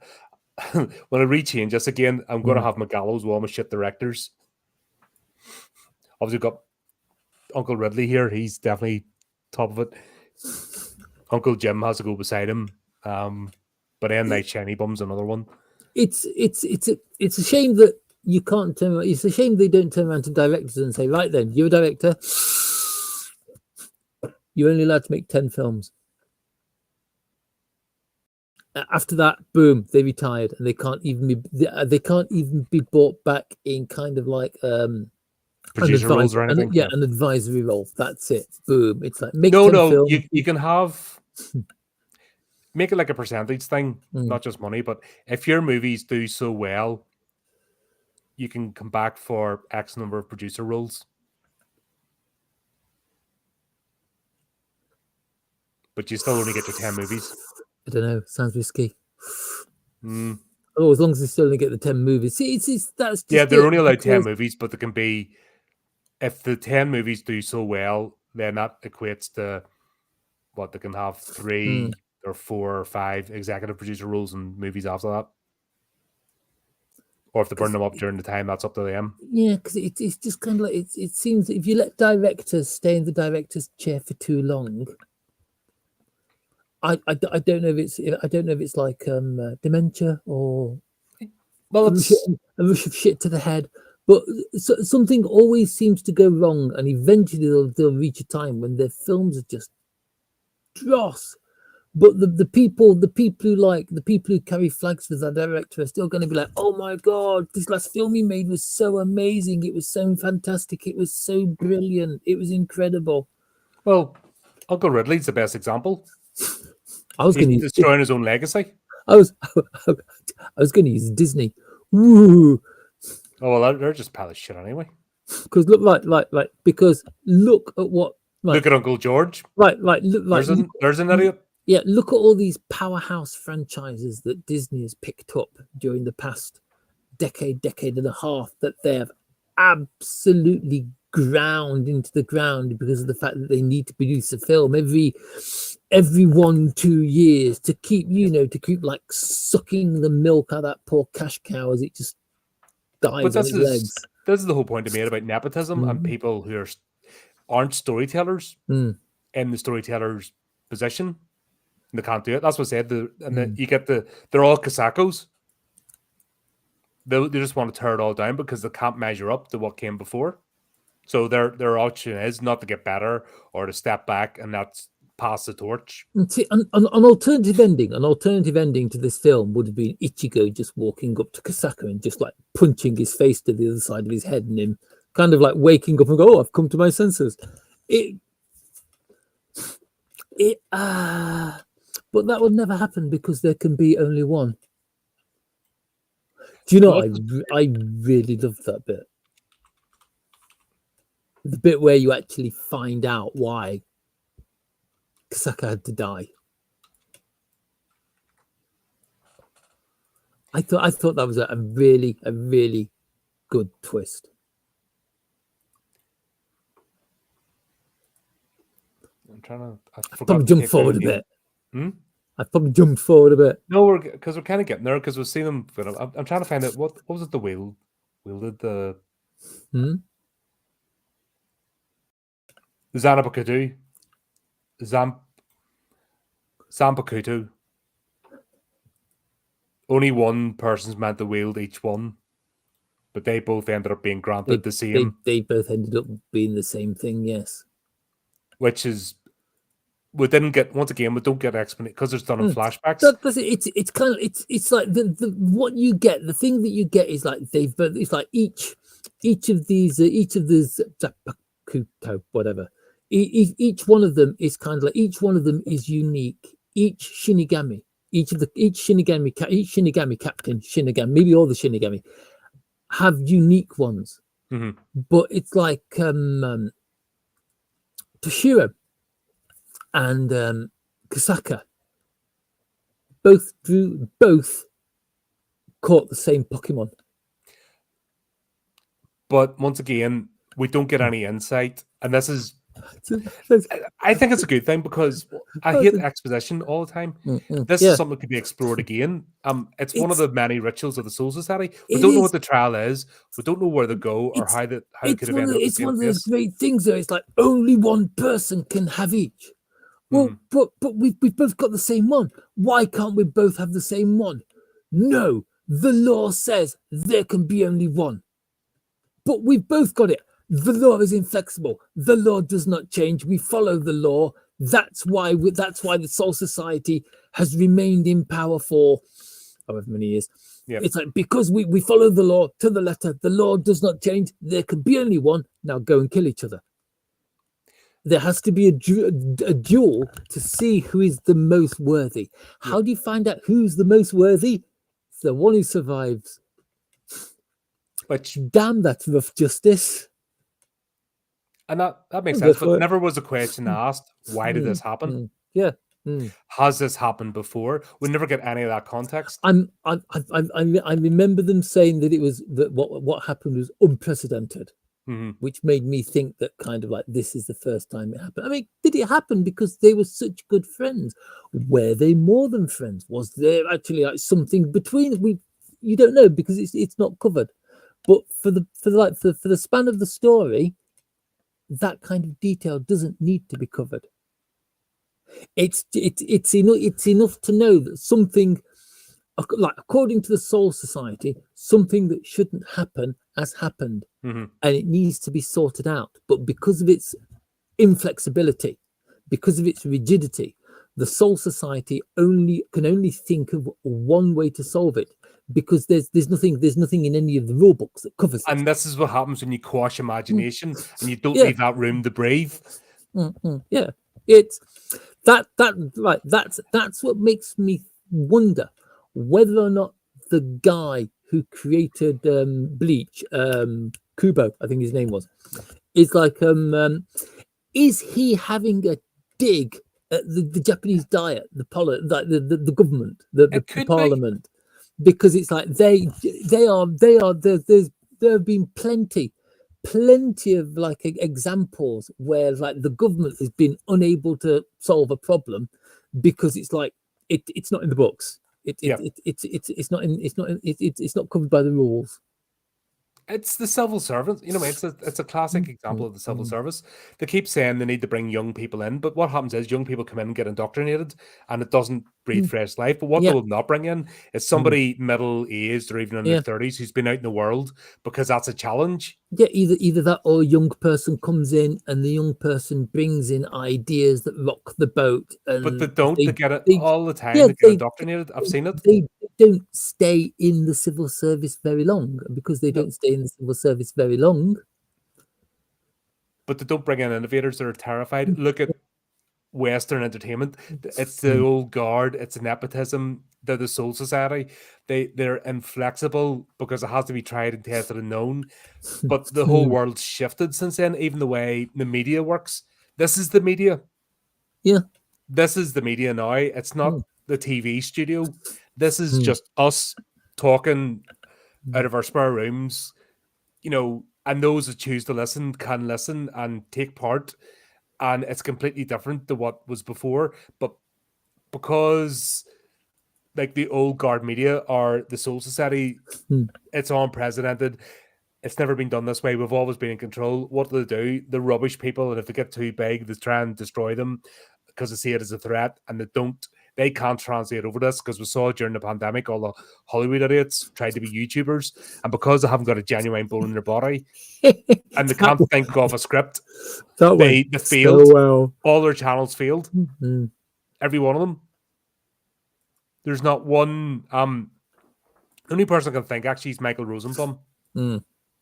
Is the only sort of TV star. He's a TV star, not even a movie star, but he's the only one that's really created a successful Yeah. podcast.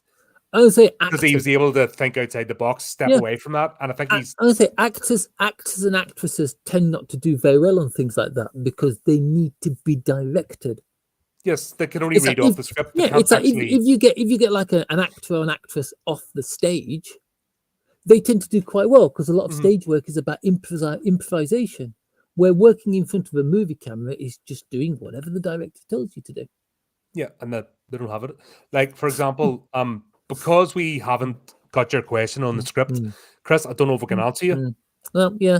Because, you know, we don't have it on the script, the answer to that. You know, I don't have the words written down. So even though we've been talking about this for like an hour, that's what we've actually been talking about, Chris, for about an hour here, is the differences in the various fears. The Japanese culture fear falling apart. And in their fear, they actually are, because their birth rates are down. Yeah. Their society isn't moving forward. They're that's just it. Those in recent Japanese horror, it's like those are the kind of like topics that are being covered by them now. It's like there's a film. It's totally a horror film. It's called Suzume, a Makoto Shinkai film about like a monster that appears in the lonely, quiet places. So like, and it's like there are abandoned towns, abandoned villages, abandoned like amusement parks and fun fairs. and it's all to do with this power under Japan that causes earthquakes. It's really good. I Mm. recommend it. It's a Makoto Shinkai film, Yeah, sounds good. but is it completely universal? Well, we've been talking about the parallels between this story mm, and their insight into their own culture, yeah, and the parallels between Mm. art. So there are universal fears, of course. It's a human there are, condition. but I think it's like but it is kind of like, it is definitely, it's as most anime is, it is definitely slewed towards like the Eastern problems than it is the Western problems. And I'm perfectly fine with that because Oh yeah, it's like, yeah, but it's like we've been saying, we've lost a lot of the Western, like the Western world has lost a lot of its kind of like ability to tell these stories. It's like back in the olden days, Japanese stories were about things that people feared. It's like the shadow that you catch out the corner of your eye in the window, the sound. There's a yokai, a Japanese ghost called Takataka-san, which is basically the echo of your own footsteps as you walk down the street. And what you just step to one side and say, please, after you. And then it walks in front of you. And as soon as it gets in front of you, it can't hurt you. And then you tiptoe so it doesn't hear you, so you don't get the feet. It's us sneezing, for example. Yeah, Whenever somebody sneezes and you say bless you, bless you. it was originally that came from people believed it was a demon tickling your nose. Yeah, or when you sneeze, just for that brief second, it opens you up to demonic possession. Yeah. So you bless people to stop it from happening. But that's it's I've got to be honest, I am a fan of that simple kind of horror. Folk horror. That's essentially folk horror. Because I think if you spend lots and lots of time working on a really, really convoluted plot for horror, it kind of like, it detracts from the horror because you're spending too much time following the loops and the twists and the knots. I just want something that's kind of like, oh, you mean like the 2-hour plus horror movies that are coming out today? I just like something that's kind of like scary. Yep, because it's primal. Horror is primal fear. Yes, this is more on a society. No, this is a deeper one. Yeah, this is about rigidity of institutional structures. It is. It's societal horror. That's a new one on me. God. But yeah, it's just kind of like, it's almost as if a large part of the horror aspect of this comes from the soul society in itself and its fear of change. Mm-hmm. That's what it's down to. It's the fear of if we don't keep doing this, things will fall apart. And then what they're actually doing is ushering in their own destruction by not changing. And in this case, Ichigo doesn't really have much to do with this. Let's be honest. This is all Toshiro's. That's it. He's just basically he's the window. He's kind of like the springboard for the questions that need to be asked, that the viewer wants to ask. He provides a few of the answers. Yeah, and he's basically we're asking the questions he's asking. Well, what does this mean?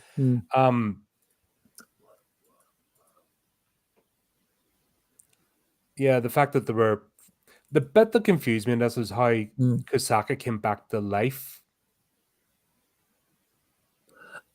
I felt that was a bit. It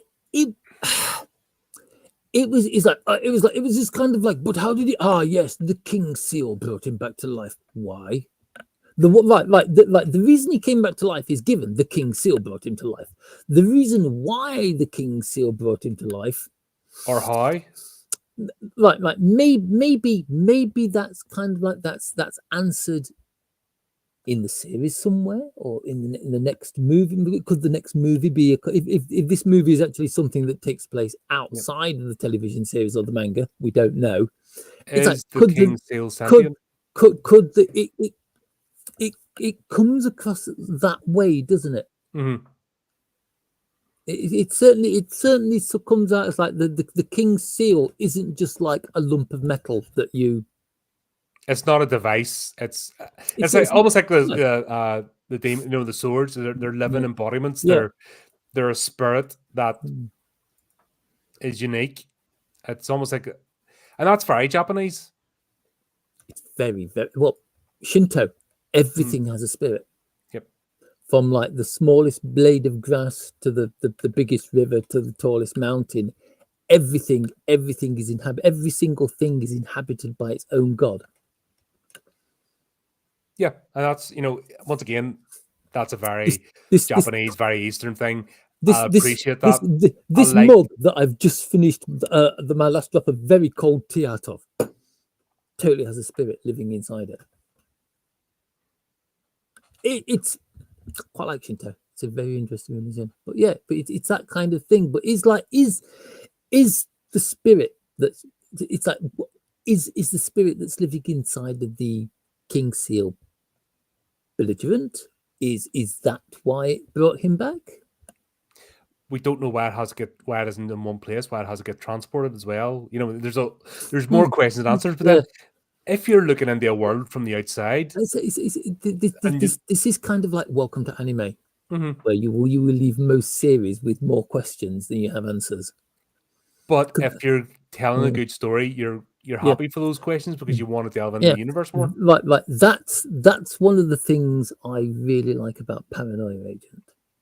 Paranoia Agent, about halfway through Paranoia Agent, you realize that Paranoia Agent is asking a lot of questions, doesn't give the slightest shit about giving you any of the answers. Yeah, you're just like, see, that's why, because it's like Paranoia Agent is one of those things where you can sit down and chat about it for like 5-6 hours, still not really get anywhere. Still don't know what the which is exactly what we did.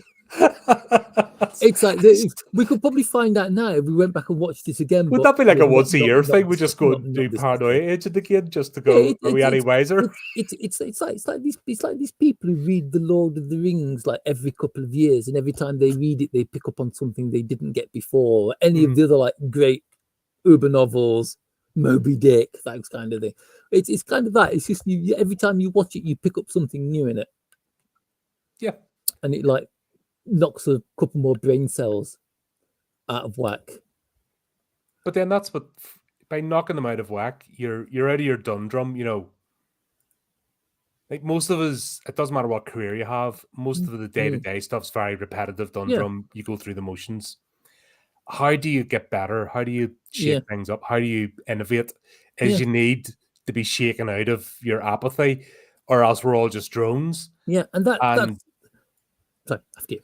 No, but that's what storytelling does. It rattles about in there and opens you up to possibilities. Think of the people who watch, who naturally like watch these kinds of things. They're people who've spent like 8, 10, maybe 12 hours sitting in the same seat in the same office in front of the same computer screen, standing on a production line, watching a specific robot put the same 2 bolts in the same 2 holes every day. It's like you're in like you just sit there and you're in some mind-bendingly, emotionally draining, one-dimensional job where you've got to like do the base. You've got to do like the basic minimum requirement, or the next guy up the chain is going to chew you out. You just get home. You just get home at the end of the day with like you carry a bag that you've picked up like from the local convenience local convenience store, like a microwave dinner, and you just sit down in front of the television. You switch it on, and you've got something like this, or the television series, or whatever, and it's just something there to pull your mind back away from all the drudgery. Yeah. And even if you never create yourself, just by having your brain just waking up again, if you see a problem at work, you can, hold on, there's something not right here. You get more perceptive. If you've got an imagination, you have a wee bit more perception about you. Yeah. And your imagination is like anything. It can be developed.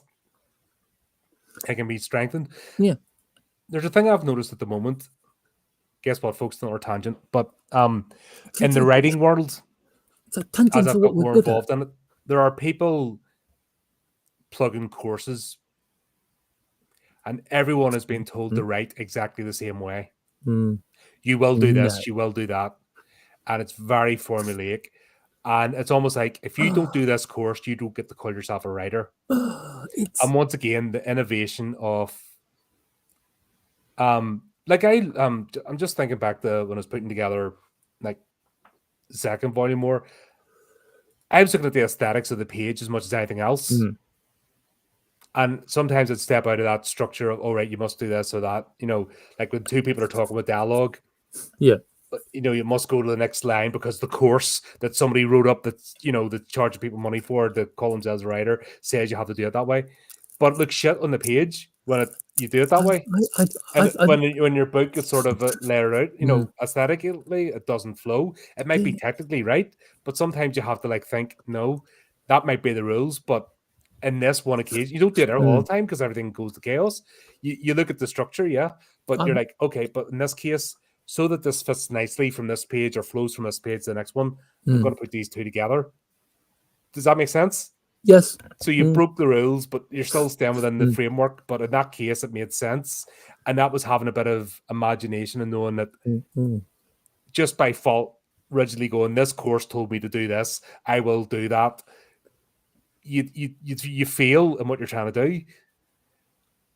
That's the Soul Society. These people are trying to impose this Soul Society type thing, on writers. And I think I'm waiting for it to happen with YouTube. Oh, God. If you notice, there's YouTube. Try every so often happens with YouTube as well. Like certain creators, like, oh, we'll do it. Like, do a quick intro or talk for about 20 seconds. Not even 20 seconds, 4 or 5 seconds. Then do the intro, and your intro must be so many seconds long. Into this, and you must say these words. Please like and subscribe. Homogenized YouTube. God no, please. Yeah, but do you know what I'm saying? You see the ones that follow the formulaic pattern. And they all sound the same. You can't tell the difference between them. It's okay, but it's like, do we want grab a number out there, 100,000 things that are exactly the same, exactly the same kind of format? Why bother? You just need one then. If everything's going to be the same, you just need one. We're back to this giant plate of unsalted, unbuttered mashed potato with no gravy again, where you're just there spooning it into your face, tasteless slop. Squirrel. I don't want tasteless slop. I want flavors. I want colors. I want to be able to read a passage in a book and see it flash by my imagination and think, wow, that is incredible. There was somebody I was watching this. It's like a philosophy channel, and the guy was talking about the difference between slop and artisan. Slop has its purpose. There's you can have your generic entertainment for just playing in the background. I mean, TV is that let's be quite honest. There are times when you want nothing more than a big bowl of mashed potatoes. Yeah. And then that needs mashed potato with gravy. Mashed potato, plenty of butter, salt, and pepper with onion gravy. Yep, just there you go. Really simple. And then you just sit down there, and after you've finished it, you just fall into a carb coma for the rest of the day. It's great. I recommend it. But you can't do that every day. No. It's not good for you. See, that's it. It's like you don't want the same kind of slop every day. Every day you might think, do you know what? Instead of having this slop, I fancy a salad or cheese on toast or a steak, spaghetti bolognese maybe, nice piece of fish, chicken. Yeah. It's you don't want the same slop. You want to be able to You need a variety, because remember, here's an old cliche: variety is the spice of life. Cheesy mash, mustard mash. There's no. I like a bit of mustard mash from time to time. Mustard mash, Bangers, bangers, mustard, decent, good quality sausages. I'm hungry. No, this has now become a cooking channel. Burn it in a frying pan for 10 minutes. But it's like this is it's like but it's like the analogy is true. You can't live on slop. You need alternatives. You need variety. And it's like the fact that so much media seems to be kind of it's almost like media is kind of holding hands and walking down the street in a line, one after the other. Yeah, and that's but then you see the opposite fact. The fact of that there is everyone's dull. They can't. Yeah. I see young people. Now you're talking 17, 18 years of age. That's They have no definitely young tactility. to me. Because they use the phone all the time and they haven't grown up with like the the toys where you push the blocks, something Yeah. simple like that. You push the blocks into the shapes and stuff. Because they've only done this, they've actually don't have No, tactility. that's it though. It's like I know a couple. They've got a kid. Their kid is like 3 years old. He's got his own tablet. He just sits there like calling up the things that he finds fun and doing it all by themselves. And I'm like, how much is that kid missing out? Yeah. Once again, it's about balance. Nobody's saying not that. I spent Don't half. pretend that habit doesn't exist. I But spent half of my childhood falling out of trees. Yeah. Running around with sticks, fighting imaginary dragons and armies of goblins. Chucking rocks at me mates. They threw back, it was fine. It's like there's no imagination anymore, because who needs to use their imagination when every single thing you want is provided to you by a screen? But then that's the opposite effect, or Right. the knock-on effect of that. You've got people that are just dullards. Yeah, jumping into role playing for a moment. This is one of the reasons I don't like VTTs, because you don't need to use your imagination when everything is on the screen in front of you. The day I lose my imagination is the day I throw myself in front of a train. Yeah, you might as well give up. Yeah, you don't live very long though, do you? I did not realize that there was more than XL until I went to live in America. And I didn't even realize that it went up like there's these things called 5XL and 6XL. Don't they go to like 8XL now? I'm sure I've seen 8XL somewhere. It's like, but pretty good. If you like, I've seen the people that have to. These people cannot walk about 10 yards. They're out of breath. Right. Do you remember Judge Dredd? Yes. How long is it going to be before mankind invents the belly wheel? The boingers, boingers. No. The fatties. The fatties, yes. Yeah, what was the thing that did the anti-graft thing, and the fatties got them, and it started boinging. It was called, but they made themselves out rubberized. Boing! Oh god, yeah. And then the what they did is they got the fatties there, and then they're just causing carnage. Oh, Judge Dredd. I've just ordered my next volume actually. God, it's like I've been collecting the collected case files. The rumors are being spread around that Amazon and Carl Urban are going to make a Dredd series. It's yeah. When I heard it, I kind of like pulled the same face you've just pulled now. But people are like, no, it's going to be awesome because Amazon have done some really good things. Or was it Netflix? I can't remember. The only thing, might have been Netflix. The only bit of hope is they finally fired Jennifer Salke. They got rid of her. I know. I mean, it means nothing to me. I've didn't replace her. She was in charge of basically Amazon Entertainment, and they didn't even replace her job. Her job is redundant. They didn't replace. They got rid of her, and they didn't fill the position. That sounds like a terrible idea. No, that could be. They're starting to go in the right direction again, because their most popular shows are Reacher and what was that other one with Chris Pratt? The Terminalist and things like that. You know, old school sort of action shows. They're starting to realize that people like, I don't know, they're trying to figure a way to save face and then the Rings of Power, I think, because they're not going to sustain that for 5 series. All I want them to do is, if ever in charge of the entertainment, like the entertainment arm of Amazon, to like go on live television or on YouTube or something like that and say, it's like, sorry guys, we fucked up. Everything, every rule we've made in like the past 4-5 years, forget it. We're going to go back to how we used to be, making the programs we used to do.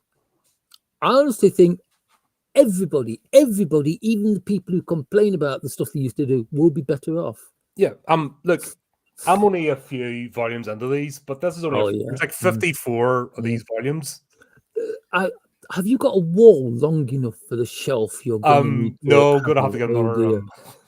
Another bookcase. See, I'm I'm okay only with- 3 bookcases along here. I See, need to get another one. I'm okay. It's like I've got an entire wall full of bookcases, but I've decided, because the shelves are made of wood, this other surface is made of wood. My floor is an extension of my shelves. That works. What you really need is the complete set of all 6 Akira graphic novels. I seen a box set. However, like I need more space. I may own the box set. Yeah, I need more space. The box set, if you can get it, is well worth it, because it's also got kind of like the Art of Akira book in it as well. It's only 100 odd quid. It is, but it's not that bad compared to some. But that like Art of Akira book is only released with the box set of the manga. Mm-hmm. You can't buy it separately. But I've seen the Hell Girl one as well, and I want to pick that up. I actually want to pick up the DVD, but that's like, I don't have money at the moment. I'm too Like, all my money is going the, towards things. The problem with Hell Girl is it's like I can't remember how many volumes there are, but they're all like 40 quid each. Yeah, because there's a box set of the DVDs, but it's like because Japan has this really bad habit of like they'll put something in print. And it's being, depending on how popular it is, it can be in print for like 20, 30 years.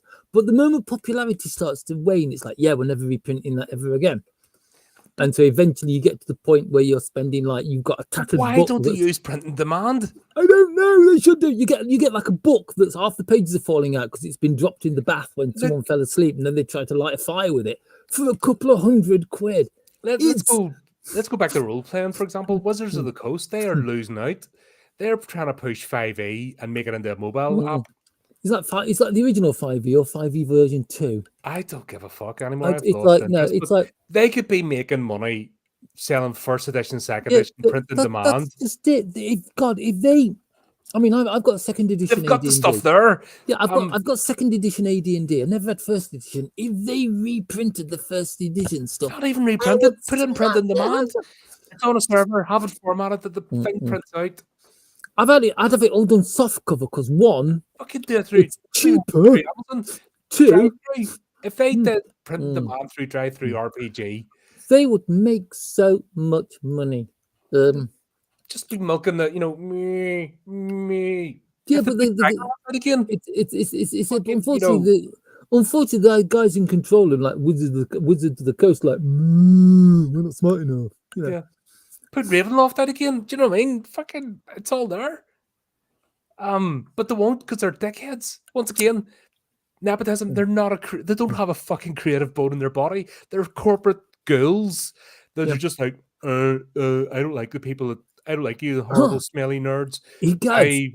In chat, Chris's totally sensible theory. I haven't played Dungeons and Dragons. I played 3.5. The reason I played 3.5 is because they released a world book for a fantasy comedy anime series called The Slayers, which I love to bits even now. And it's like I played 3.5 because we played Slayers and it was brilliant. Never played 4, never played 5. Don't want to play 4, don't want to play 5. Dungeons and Dragons players, I apologize to any Dungeons and Dragons players who are listening to this, gone a bit weird. It's become a tabletop war game. The game itself seems to be designed so that the players can't lose. Yeah, it's like your level. Once you get to level 60 or something, you create a player at level 1, and then you just slowly become a god who fears nothing. And it's that lack of fear, that lack of trepidation, that lack of like, is this dice roll going to make this the best adventure ever, or is it going to kill me? The fact that has been taken away from the game is just so boring to me. Yeah, so boring to me. It's all move through the tiles, everything. Yeah, like it's a tabletop war game. It's basically war. You know what I mean? It's the bridge between Warhammer. Yeah. See, every single one of my games is theatre of the mind because I want people to use their imagination. I want people to think. look at when we were playing, like we're back on Wednesday playing the alien game. Look when we switched the maps from moving the counters about Yeah, to theatre the of the theater mind. line. We actually started enjoying ourselves more. Once we're just moving through corridors and stuff, it was boring. We weren't enjoying ourselves, and we even said it, on the thing that the actual using the literal map and just moving the counters and being, See, that's my main problem with VTT. I mean, there are some amazing people out there who do some absolutely incredible things with virtual tabletops. But the more you put on the virtual tabletop, it's almost like the less interaction there is between the player and the tabletop, because you don't. It's like back to the tablet again, isn't it? Yeah, it's like suddenly it's all there. Suddenly, a pack of wolves appears. You don't have to imagine. You don't have to use your imagination to imagine these wolves running towards you, snarling and howling like. But my wolf coming from flecks of foam, like coming from their mouths, their tongues hanging out as they charge towards you. You don't have to, because you've got like little pictures of wolves on the VTT. Yeah, and there's an exact number of wolves that just becomes. Yeah, it's like this is because I am very, very old school. I started role playing in '79 at the age of 8. The only thing the original Dungeons and Dragons and the OG Traveller are the first two games I cut my teeth on. But that's the thing. God, I lost my point. Sorry, lost my train of thought there. I know I went off on another tangent. Shit, it's gone. I had something in my head there I was going to say, and it's gone. Describe it. It was to do with imagination again. It was to do with dice rolling. VTTs are great for dice rolling, so that you can just click and roll the dice rather than everyone having to have a second camera. That's what I use mine for. And that's Andy, the only interest I have really in VTTs. That can roll dice. Andy can confirm this. My idea of a VTT is just a picture in the background that's relevant to the story. That is all you need in a VTT, because it is literally, it's just a dice tray. Yeah, it's just somewhere to roll the dice on. Yep, it's a dice tray we all share. We can roll our dice. And yep. If I Cthulhu, it's slightly different, because in Cthulhu, the game, in-person game, is involved around handouts.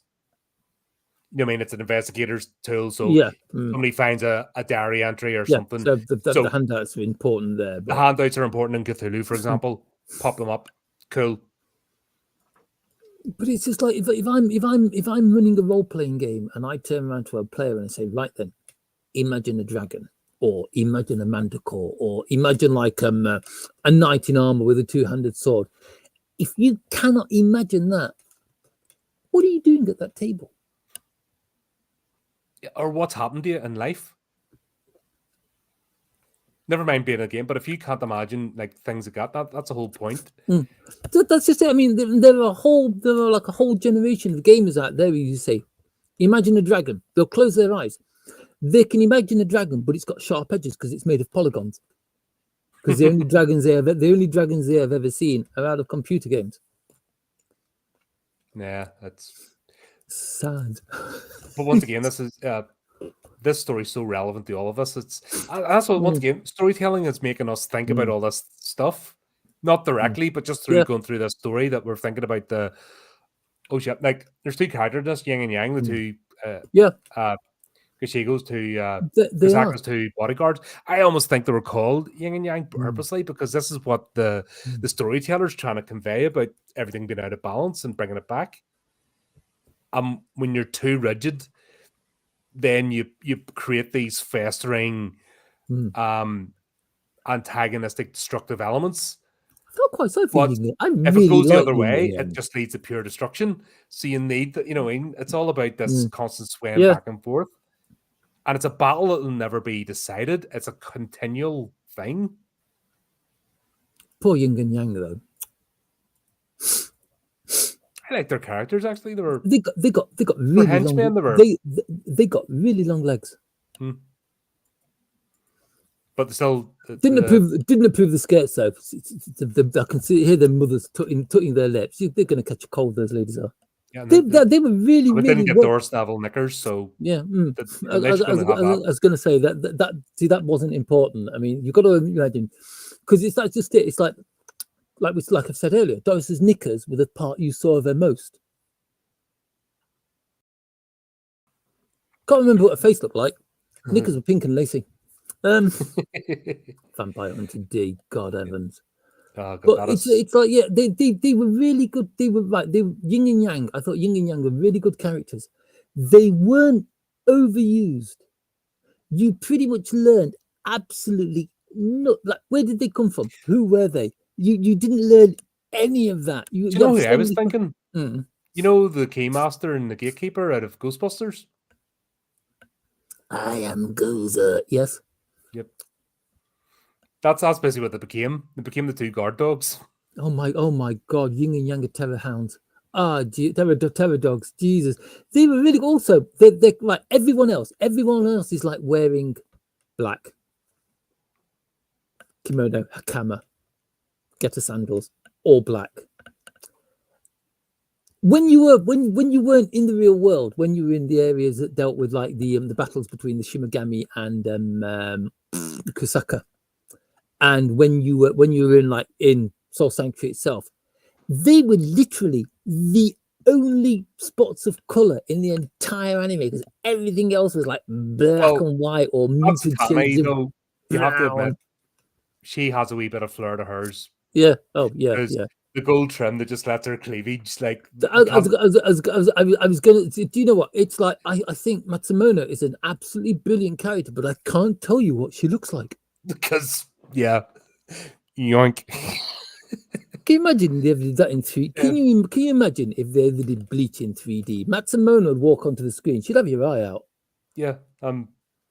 My eyes are up here. I don't care. It's like it's like my eyes are up here. Yes, but your tits are down there. Yeah, woo! I'm well aware, but yeah. See, this way, I'm determined. I'm going to get Andy watching Bleach just by talking about Matsumono and her chest.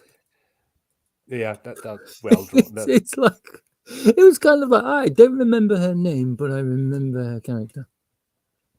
But they're right. But it is one of the unwritten rules of anime that there has to, in every single series, no matter how serious, how comedy, rom-com, the darkest, most visceral horror, historical drama, something set in giant robots with spaceships in millions of light years away. There has to at least be one looker for the fanboys or the fangirls. I don't judge. No, and that works. Well, happy with it. You know I'm what I mean? happy with it. Because once again, it wasn't the whole that's the difference between Western society now. That's what they would base the whole thing on. Yeah. What's that shitty series? If it's shitty, I've probably forgot. I've probably even not watched it. I've forgotten it. Nerds. They had that one character, the blonde one, who was the hot chick, lived next door, and that's what the whole series was based on. I have no idea. Big Bang Theory. Oh yeah, never watched it. Sorry. Like I said, I've only never watched the full episode, only seen clips, but the one that lived next door, she was always in various states of undress because that was her whole character. And that's what it was all based around. Oh, the lonely nerdy boys meet a hot chick and blah, blah, blah. And you're just like, piss off. You know what I mean? That was nothing. So it's never happened. Nah. Where Matsubara here, she's still an effective character. Yeah. But that cleavage. She is indeed. I mean, she has power. You see her wipe out hundreds of enemies. I mean, and she's a vice captain. She's not exactly like lower. She's not eye candy. She's a functioning member of the military. I mean, she's a powerful soldier, a great soldier. She's clever. She's got a really good head on her shoulders.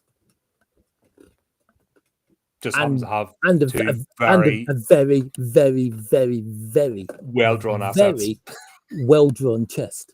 Yes. Because it's also there's who's the character, the woman with the red she's kind of like got a purpley red ponytail. Oh, I can't remember. She's another character who gets involved in a lot of eye candy. But even think about Ruka's character here. Like, she's supposed to be a main character too. She's barely in it, is she? She's barely in it, and I just love the back to the cupboard scene. Do you get what I was talking about now with the cupboard scene? I've got to admit it. I laughed out loud when it's like Ichigo wakes up and he's like, oh, cupboard opens, Ruka comes out. Yeah, that's a running joke, back to the start. That she's. It's like, oh yeah, I remember when watching the first one. It's like, you're not going to keep that girl in the cupboard, are you? No, I told you about that. Running gag. I've got to watch all of this. The problem is like 400 odd episodes of Bleach now, including the movies. So anybody who wants to start watching Bleach, there's like 370. We'll be starting a separate podcast, and we're just never going to sleep again. There'll be like 3 o'clock in the morning. We'll watch 6 episodes a day and cover it in the evening. It'll have to be watch parties. That might be the way to do it. There's got to be a way of doing that. And then it's become like, don't just listen to hear us talk about Perfect Blue. Come and watch it. No, but it'll have to be done in a way that the audience, you can. I've been thinking about this actually to do watch parties, is to have a particular way the screen gets covered, so it doesn't get copyright. But then we hear the sound, but the audience don't. But then they can tune in as we're going through it. Because I think with some of these series, it might be like some of the longer ones, definitely. Some of the holidays might be an idea. We actually got time off to do a watch party of a season or something. There's got to be a way of doing it. I'm thinking about it. I'm seriously considering it because it's. We've caught Chris's attention. What? Yeah, but it's just such a minefield. If you even put watch party in the thing, that the algorithm comes after you for copyright strikes, so you just got to be clever about it. But we'll see anyway. We'll advertising in the Discord. I'm thinking this is the right. It'll be a particular shape we want to cover, and this might be the way to do it. Just watch all of Bleach in the correct order with the films in the right places. It'll be another movie marathon. Oh god, have you seen any of those? The movie marathon I did. I haven't. I'm sorry. That was 49 hours straight. Oh, watch a movie, review a movie. Watch a movie, review a movie. And if you watch the first review, I'm still fresh. I'm gonna get to like movie 15. I'm hallucinating. From lack of, I have literally broke. You could see me, the stubble, broke it down, the vacant look in my eyes, and actually, it was movie 22, The Witch Part 2 or something, which was a Korean one.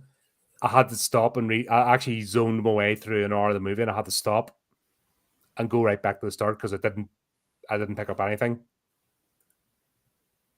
And I was just like, my brain's not working anymore. It's a movie, stuff happened, and the drill is coming out and everything. I'm a bits.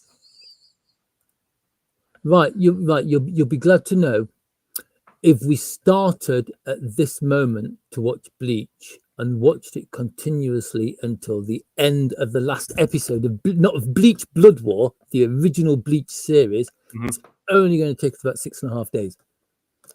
That's all right. Non-stop, no break. I'm sure people will be up for that. That's like the flipping Russian sleep deprivation experiments of the 1950s. I was going to say it can't look. Watching Bleach for 6 days straight can't be worse than watching Romulus. Alien Romulus. I was just like to say Alien Romulus to repeat. It's like, oh my god. It's kind of like it's kind of like part review, part like insane ramble, really, isn't it? Yep. Yeah. Anyway, there's a playlist of the horrific movie marathon.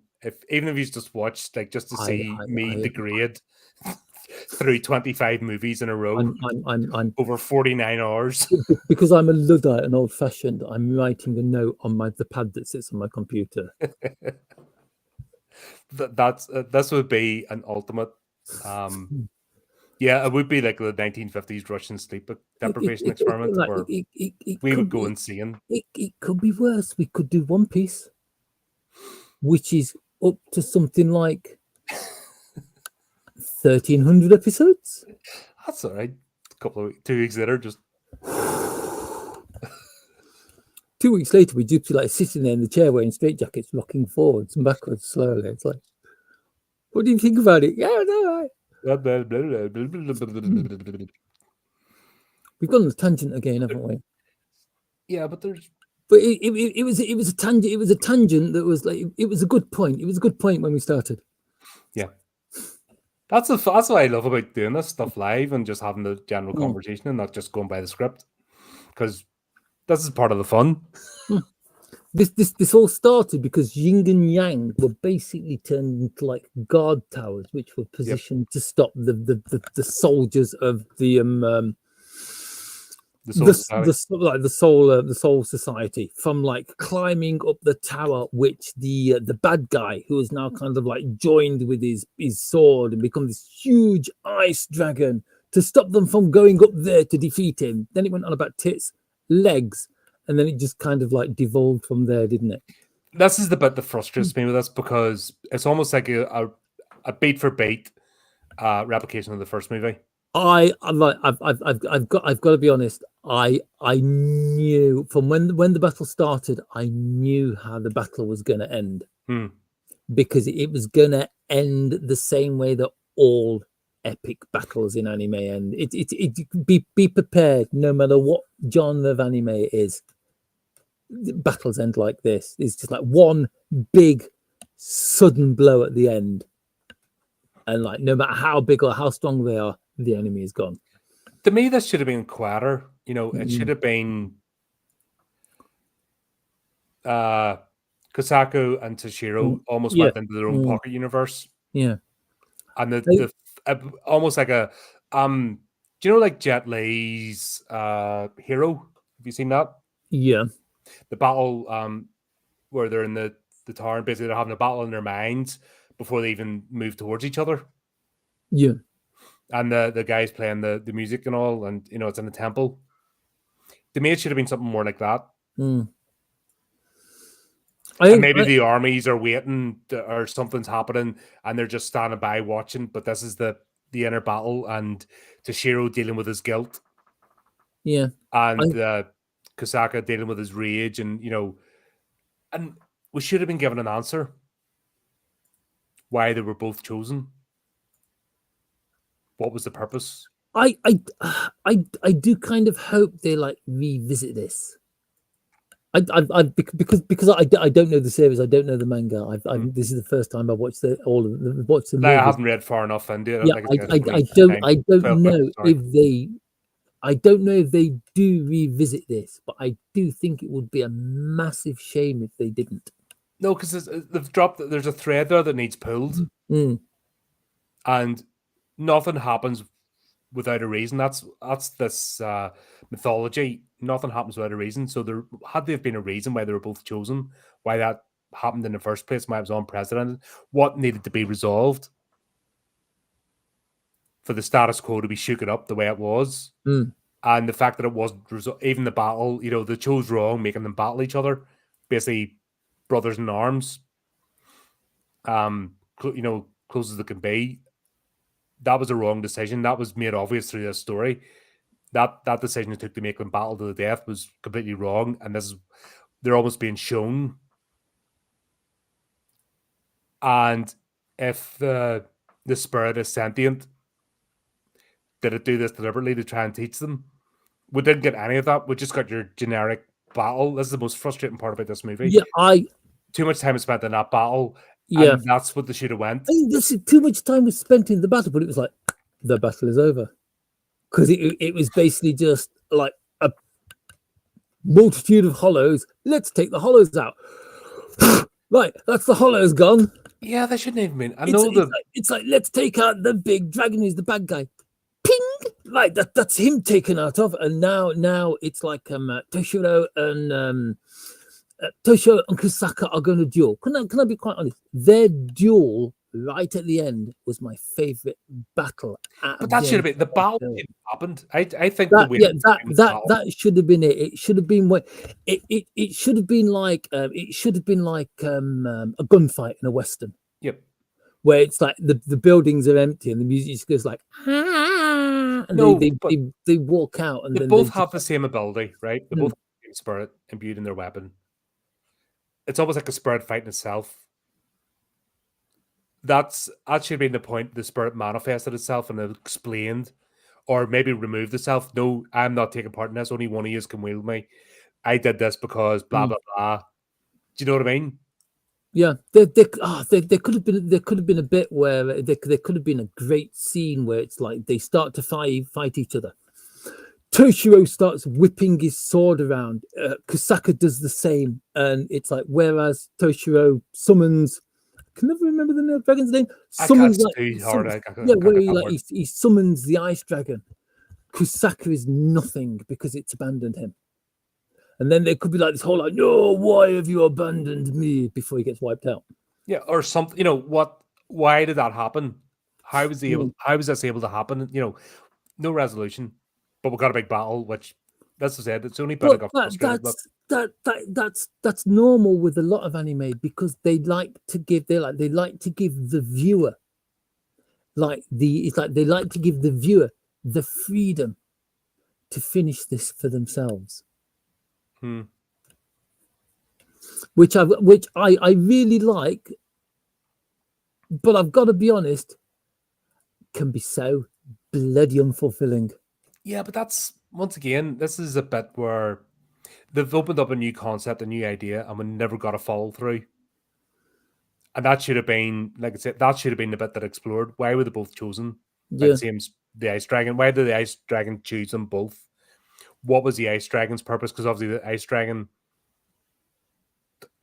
has agency itself. It doesn't just go willy nilly. You have to earn it. and see none of them come. None of them give you like any kind of indication that they are unthinking beasts. Yeah.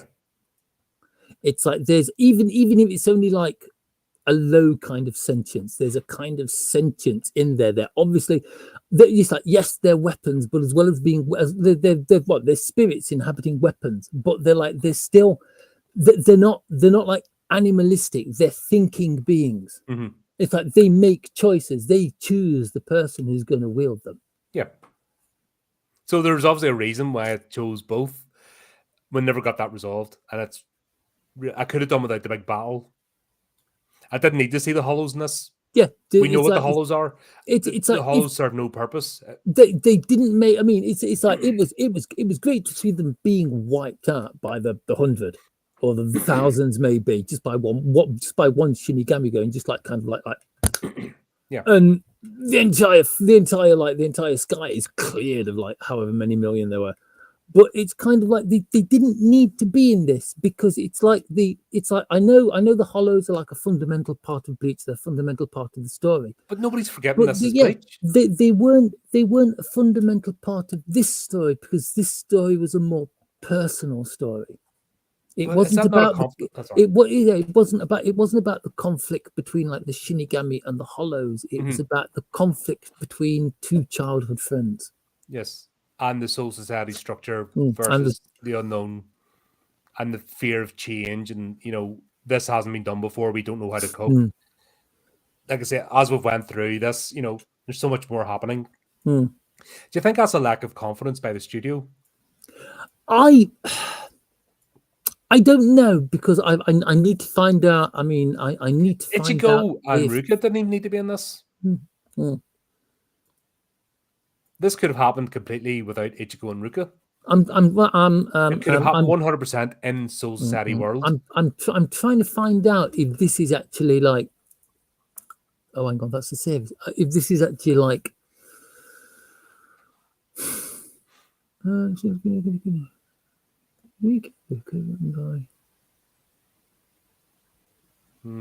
I think I get the feeling from like reading the page on it that this is a standalone story. Yeah, and fair enough. Because right, nowhere does it. Hang on. Oh, hang on. It's right. It's set between episodes 153 and 154. but it doesn't say anything as if like it doesn't say anything to say that it's like it's actually part of the story. Yeah, or does it the repercussions of this lead on to Mm. something else, or does it get further explored? It's yep. But once again, I think this is where it lacked confidence by bringing the hollows back in just to have them. Mm. It's almost like, oh, remember Yeah, this, Bleach, folks. It's like, yeah, well, no, yeah, anyone with it was just it was just kind of like, it was just an excuse to let the captains flex so you could see their powers. but we've seen that before. Wasn't that Mm. type of story. Well, Do yeah, you know? there's been Do you know a series that used to do it really well? Mm. Masters Universe, He-Man. Every so often, you get an episode that didn't involve Adam or He-Man. Mm. I would focus on like a sorceress, her backstory, or something else, and it wasn't just about that. It was, it was your typical 20-minute cartoon, and you still had the usual stuff. But sometimes they sprinkled it in. You get a Man at Arms story. You would get, a Man He Faces story. Yeah, and it just took you away from the usual battle between He-Man and Skeletor, but it gave you a bit of insight into each of the characters. I'm guessing because I haven't read it, haven't seen it, that Bleach itself is full of episodes. Like every anime you watch every anime has like, oh, I don't know, a picnic episode or a beach episode or a let's go to the fun fair episode, which kind of like detracts away from whatever is happening in the rest of the story. Every single anime I have ever watched has one of these episodes that it's just a bit of light-hearted bump or character development in the middle of the story, and then it goes back to like Lucy ripping people in half again. And this was doing that. It's giving you a wee bit of insight into the operations of the Soul Society without it being directly involving Ichigo. It's just letting you see that, and to me, watching this movie, you have to be already invested. Yes. We're doing it as part of a series. Yeah, that's why we're forcing. This is good the way we're doing things because we're opening ourselves up to various things. Yeah, I enjoyed it. I enjoyed the first one. I enjoyed this one. I think I enjoyed this one a little bit more because I recognize characters in it. I recognize people from it. But it's like there's still like a lot of like nuances in this that I don't think were explained enough. But if I had more of a background from watching like the original series, I'd be like, oh, that's because this, that's because that, oh, that's because that happened this time, and they did that, and they did on because of this, or they're friends because this happened and that happened, and he rescued hair from him and things like that. But like reading up on this, it honestly sounds like this is a standalone, and that's fair enough. Which is good enough because, like I say, it does. It's like as a standalone, it gives you all the detail, it gives you all the knowledge you need to enjoy the story in the first 10-15 minutes. Yep. Which is it's something that modern filmmakers seem to have lost. It's like they need to tell you what's happening across the entire length of the film instead of just giving you all the info you need to enjoy the film in the first like 10, 15, 20 minutes. God, there's one I watched there recently. I was about to go on another channel, but they haven't got back to me yet. The Sinners. Oh God, that's I don't know it. It's a mess. It's supposed to be a vampire movie. Michael B. Jordan, and it's terrible. It's awful. It's just all of the show. It's just they do. It's like you can't just like. You can't just go like, okay, this is A, this is B, and they're working towards C. You're not allowed to do that. And you can't so you can't be like, somebody can't walk onto the screen and you're like, ha ha, that is the protagonist, that is the main character. It's almost as if you can't do that anymore, and storytelling has just lost so much. Yeah, that's because it's like it's almost like they've lost the ability to be straightforward. My problem with Orko was that he never progressed. He was always the bumbling wizard, but he never, I think, briefly had his moment of being able to cast, but he never actually got over. And the whole thing was he lost his wand when he came from his dimension in the Eternia. My favorite episode with Orko is the one where he meets like Mrs. Orko. Oh yeah. because that was just like, oh, my favorite character in He-Man was Evelyn. You don't need a reason why. No, that's even in the movie, and that movie was terrible. She was the best character. Yeah. Mm-hmm. Can't even remember the actress or what she's been in since, but I she haven't owned that seen. part. I've the Dolph Lundgren live action. I haven't seen that in years. Tila was shit in that one. I might watch it just because I hate myself at the I moment. love Tila in the animation. I thought she was a well-rounded character. In the movie, she was shit. Well-rounded character. plank. She was a well-rounded character in all the places where a character needs to be well-rounded as well. Yeah, in the animation, but or Yeah. you ever played her in a movie? Right. Cartoon fanboys and their cartoon crushes. I would never make a move on Tila because I respect Man at Arms too much. Yeah, I wouldn't want him punching me. Who knows what guns he's got hidden where? Man, I've got to be honest. If seriously, if we're going to pick my favorite character out of He-Man, Masters of the Universe, I think it is Man at Arms because he was kind of like the sensible one. He's a father figure, you know. I mean, don't get me wrong. Screwed on straight. Don't get me wrong. He-Man was all right. Skeletor was way better because but the villain Skeletor always has to be. You have to have an interesting villain. Yeah, Skeletor was kind of like he was like the dry humor. Yeah, but Evelyn for the ladies. Man at Arms. It's like I quite like Sorcerer, but I don't think I'd be able to like. Her character wasn't. I didn't think she was more of an exposition device than an actual character. They may as well just have had like a magic mirror or the castle itself talked. Yeah.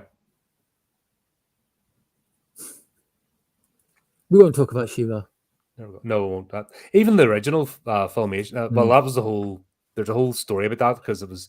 This is going to sound so bad, right? You know the new She-Ra that they brought out. I never bothered. You know. I actually prefer it over the original She-Ra because the remade one, although it has a massive agenda going with it, is belly laugh funny. It's actually funny. It's actually laugh out loud funny.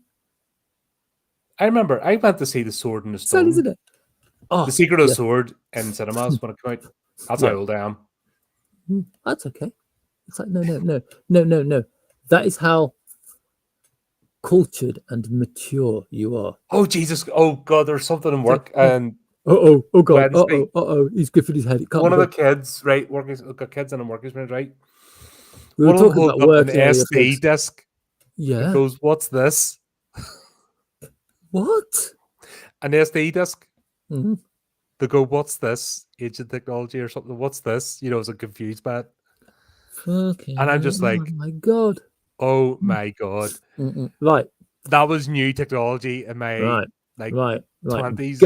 Go to anyone who is like 30 or younger and try and explain an audio tape to them. That is alien technology. Yeah. It's like they don't understand that you used to like stick a pencil in it and whirl it around your head to rewind it. Like my first computer was the Spectrum 48K. Good man, so was mine. Nobody will understand. No. Beep, beep, beep, beep. See, only people of culture understand that noise because it's the noise of a Spectrum loading. Awesome. I spent most of my when they brought out the floppy disk, that was like 500 quid. What's this? I've got a massive stack of like 3.5 inch floppy disks with various obtained games on them, and loads and like piles, stacks and stacks of like CD-ROMs with Command & Conquer 4 discs. Yeah, maybe. Do you remember that? Yeah, but Command & Conquer had to be running 4 discs because you can only plop them in. You got to a certain point. Oh God. Was it Mist? Mist was on something like 8 discs. And you could only load like 2 of them. Remember you had your install disc? Yeah. And you could and the computer never saved this, by the way. Yeah, you had to put the I had an Atari ST, And the first thing when you started it up, you had to put the disc in the side of it so it could boot up from the disc. What a nail! Oh, the Amiga, 400, wasn't it? Watching a 10-year-old try to figure out a rotary dial telephone is hilarious. I had one right a couple of weeks ago, and we- we have the handheld phones. Yeah. The one that had no credit in their mobile, and they had the ring home or Oh something. my- One of the oh ring my home, and God. they couldn't use it. Oh So they went God. in a mild panic attack. My They sister's, couldn't figure out. my sister's first husband worked for a motorway recovery firm. They did a lot of work for the police and things like that. When he was on call out, he had a mobile phone. This is late 80s, early 90s. The phone, there's like 2-wheeled shopping trolleys that you see people walking around with. The phone was literally one of those with a handset. It was huge. Mobile phone. That had a rotary dial as well. Oh yeah, God, I remember those. My first proper mobile was like the Motorola 1200 that had a desktop charger. And it took 12 hours to charge. You made one phone call and that was it. Battery gone. Jesus. Oh, that was serious. We've still got a rotary phone, but we don't have a landline anymore. Because it's like you do. I think it's bad because it's like mobile phones are great until the battery runs out. Where if you've got a landline, it pulls its power out of the line. So I think the fact that all these telecom communications companies are getting rid of their landlines is a terrible idea in case there's an emergency. Yeah, but at the same time, I'm not paying rental. Like, remember they're doing the rental thing for your broadband? You had to pay the full line too, and I'm not paying for that. No. I need to pick up a new phone because I've just had a message from Tesco saying they're switching off 3G. Well, it's actually just changing. My phone's fiber optic 3G cable now anyway, so you just go into the everything's by Wi-Fi, just plug in. I've got what's VoIP's the answer to that, actually. I've got fiber optic now. It still buffers and buffs and crashes and drops at odd times, but it's way better than it was. See, that's what the Soul Society needs. The Soul Society needs clipping up to the internet so they can learn about modern culture and basically like modernize their ideas. So when they find have to have that, it doesn't have to be that extreme. It just has to be that. Once again, they need to listen to Ichigo. But even it, I like the fact that Ichigo in this doesn't have all the answers, and it's not all about him. I do like that. Even at the end, him and Toshiro have their moment, and he's calling him Toshiro, and he goes, "No, it's not Toshiro. It's Captain. It's Captain again. He gives him a smile. It's just got that kind of like it's respect. It's not even grudging respect. It's respect. Yeah, I'm gonna say that. Moving on. It's a slight change. It's not groundbreaking, and this is proper progressiveness. Things move forward, tried and tested before you take the next step. You don't just rush in. Reinvent the wheel. Things may not have moved forward very far, but they've moved forward. Yep. In a controlled manner, tried and tested, and the variables checked out, not just. Did you see the after credits screen, or did you just switch it off when the music started? I switched it off when the music started. Anime is responsible for after credit scenes, by the way. Oh, I'm sick of waiting for after credit scenes. I just kind of like skipped right to the end to see if there was one, and then there was one, and then backtracked. Basically, it's just like Toshiro and Miyamoto go and visit Kusaka's grave. All right. Which is that's the grave that he was placed originally in the first time he died. Yeah. All right, that's cool thing. If you want to know any more about that, you'll have to watch it. Yeah. Well, links are always in the description, folks. Anyway, so you can watch these before jumping in. That's kind of the point of letting you know the streams will ahead a time, so that you can watch the things and join in the conversation. Anyway, talking of future streams, watch them. Oh my God, is it time for the wheel? If this comes up like Bleach, the third movie, I am calling fix. Better not. We need something different. Mind you, we could get them all out of the way in one lump, Yeah. Right. 31 movies to choose from. Obviously, I've removed all the sequels and stuff, so it's the next in the Yes, look line. at But all look at all those great anime and the occasional absolute stinker. But I'm not going to tell him which one is which. yeah, shall we? Let's do it. Boink. What have we got? What have we got? What have we got? What have we got? Oh no! Do you think we should get Chris involved in this one? Yes, I think. Remember we talked about this. I think we need to get Chris involved in this one. Chris, you need to I'm free up pretty a sure- Sunday night. I'm pretty sure Chris is a bit of a fan of Resident Evil. Well, we've only just. Is there? Why is there a spin again? Because we're not going to spin again. But the whole point of this is we don't spend an hour after the stream debating over the movies. No, we don't like that one. Oh, we've watched something similar to that one already. Spin again. It's raw. It's unedited. We have to do it. That's the rules. We have the list. We'll have to do the next movie. Degeneration. Yeah, there's 5 of these animes.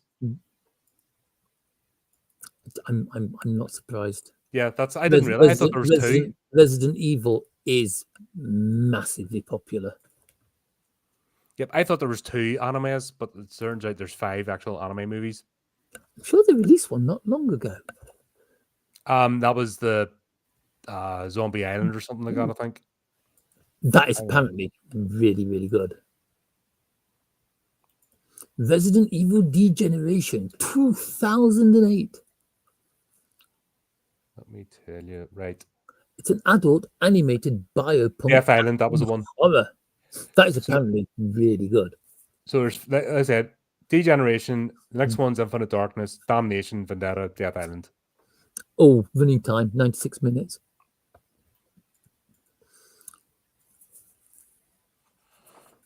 So I've got to be honest, I kind of miss when films were like 90 minutes long. I'm sick and tired of these 2-hour+ movies and their navel gazing and exposition, and that's why I'm going back. You know, I'm making a point when we visit an old franchise. There's Chris and I covered Wishmaster. Yeah. 20 seconds. Your intro scene. You knew exactly what the gin were, what it was all about. Opening scene done in minutes. Sounds good. But that's First 20 seconds, you knew exactly what was going on. Yeah.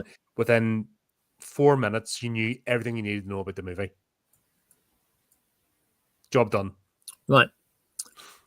Anime example. Bubblegum Crisis. Yeah. Mm-hmm. The opening credit is actually a song being sung by one of the characters, yeah, who is a member of a band. During the 5 minutes that this song is being sung, it shows you where it's being taken, where it's taking place, what life is like there. It gives you background information on every single character. It shows you the bad guys, and it ends in a fight scene. Brilliant. Cowboy Bebop's like that as well. Yeah, Cowboy Bebop jumps straight into the action. I love Cowboy Bebop. And you just know exactly, right, they're bounty hunters, here's the thing, Yeah. blah, blah, blah. There you go. And then there's a backstory. Yeah. You know something's going on in the background. The guy who did Cowboy Bebop has released a new series called Lazarus, which is pretty good. It's like without too many spoilers, it's basically like this doctor has created like this ultimate painkiller. It's like aspirin plus. It's called Hampta. And it's like it solved all pain in the world. It's like it's universal. Everybody uses Hampta to get rid of pain. It gets rid of pain. It makes you feel good. Blah blah blah blah blah. However, the doctor has just appeared on television saying the doctor disappeared for 3 years. He's come back, and it's like, I hate mankind. I've decided to destroy them. You've all been taking Hampta. You've been taking Hampta. Hampta is a trap. 3 years after it stays in your system. 3 years after you first ingested it, it's going to turn into a deadly poison that will kill you. There's 30 days. There's literally 30 days until it starts. And Lazarus is a group of people who are trying to find this guy so they can basically like strong arm an antidote out of him. It's really good.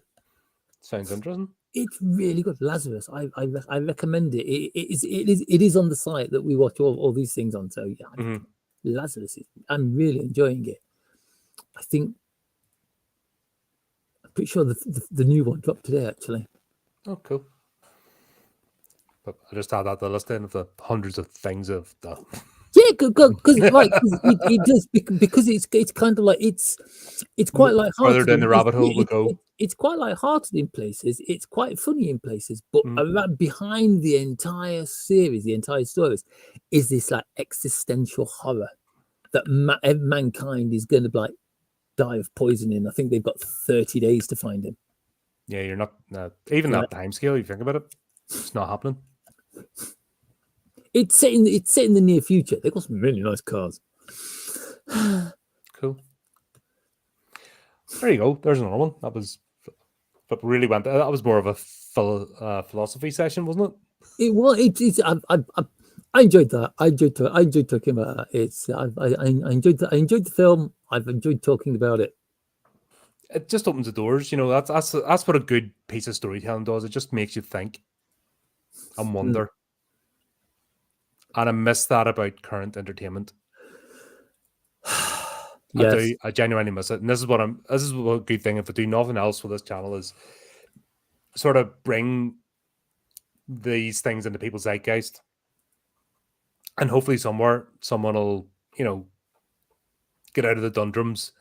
If you're feeling sort of lost or, you know, just going through the grind, you know, it's your own spark of imagination. And if I get a couple of people that do that, you know, and just reawaken something in themselves, this thing's done a positive. Yeah. If nothing else, we're enjoying ourselves, you know. Yeah, that's it. And I hope you're enjoying yourselves coming along, you know, and watching this as well. Yeah, if just one person watches one of the shows we review and says, "Do you know what? I quite enjoyed that," and just waking something inside, you know. That's just like kind of like watch something and pick up some of the storytelling that we've lost. It's the only way we're going to get it back. And it's not going to be us that does it. You know what I mean? We're halfway through life. It's the next generation, or not even the next generation. It's the generation after that are the ones who are going to have to pick up the baton and reignite this all again. The millennials are lost.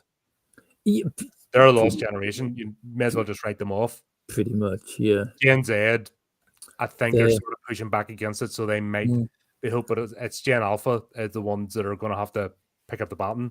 Yeah, I agree with you. The current generation is too enraptured with itself. The millennials are a waste of time.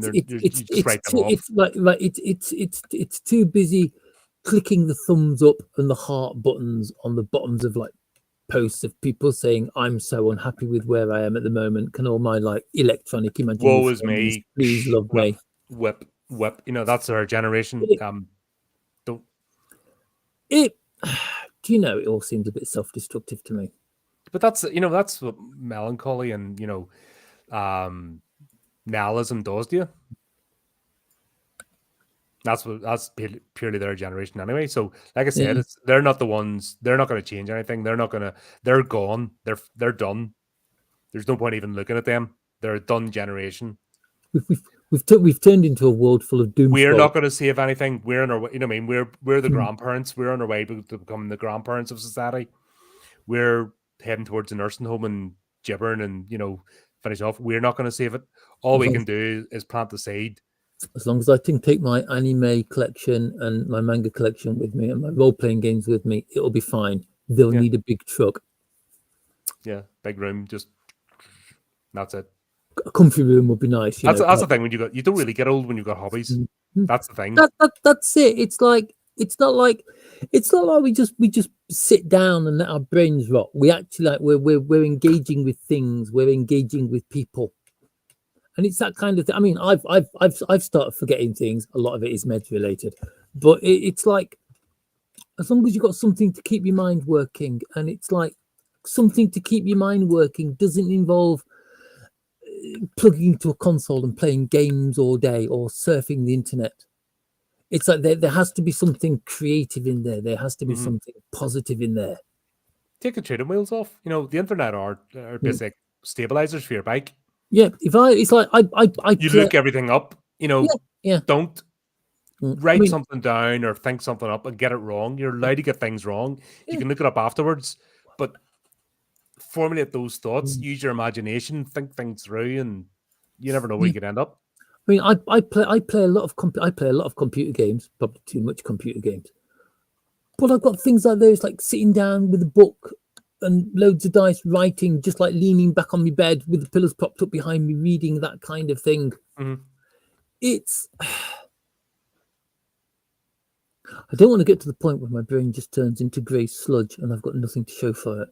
Yeah. No, So I what we're want to fighting try and against. keep my mind and my imagination firing as long as I can. No, that's me too. Because once that stops, you may as well not be alive Yeah. anymore. And like anime and manga are part of that, because they, unlike the drivel storylines we get around here, they have storylines that make you question. They have storylines that make you think. Hmm.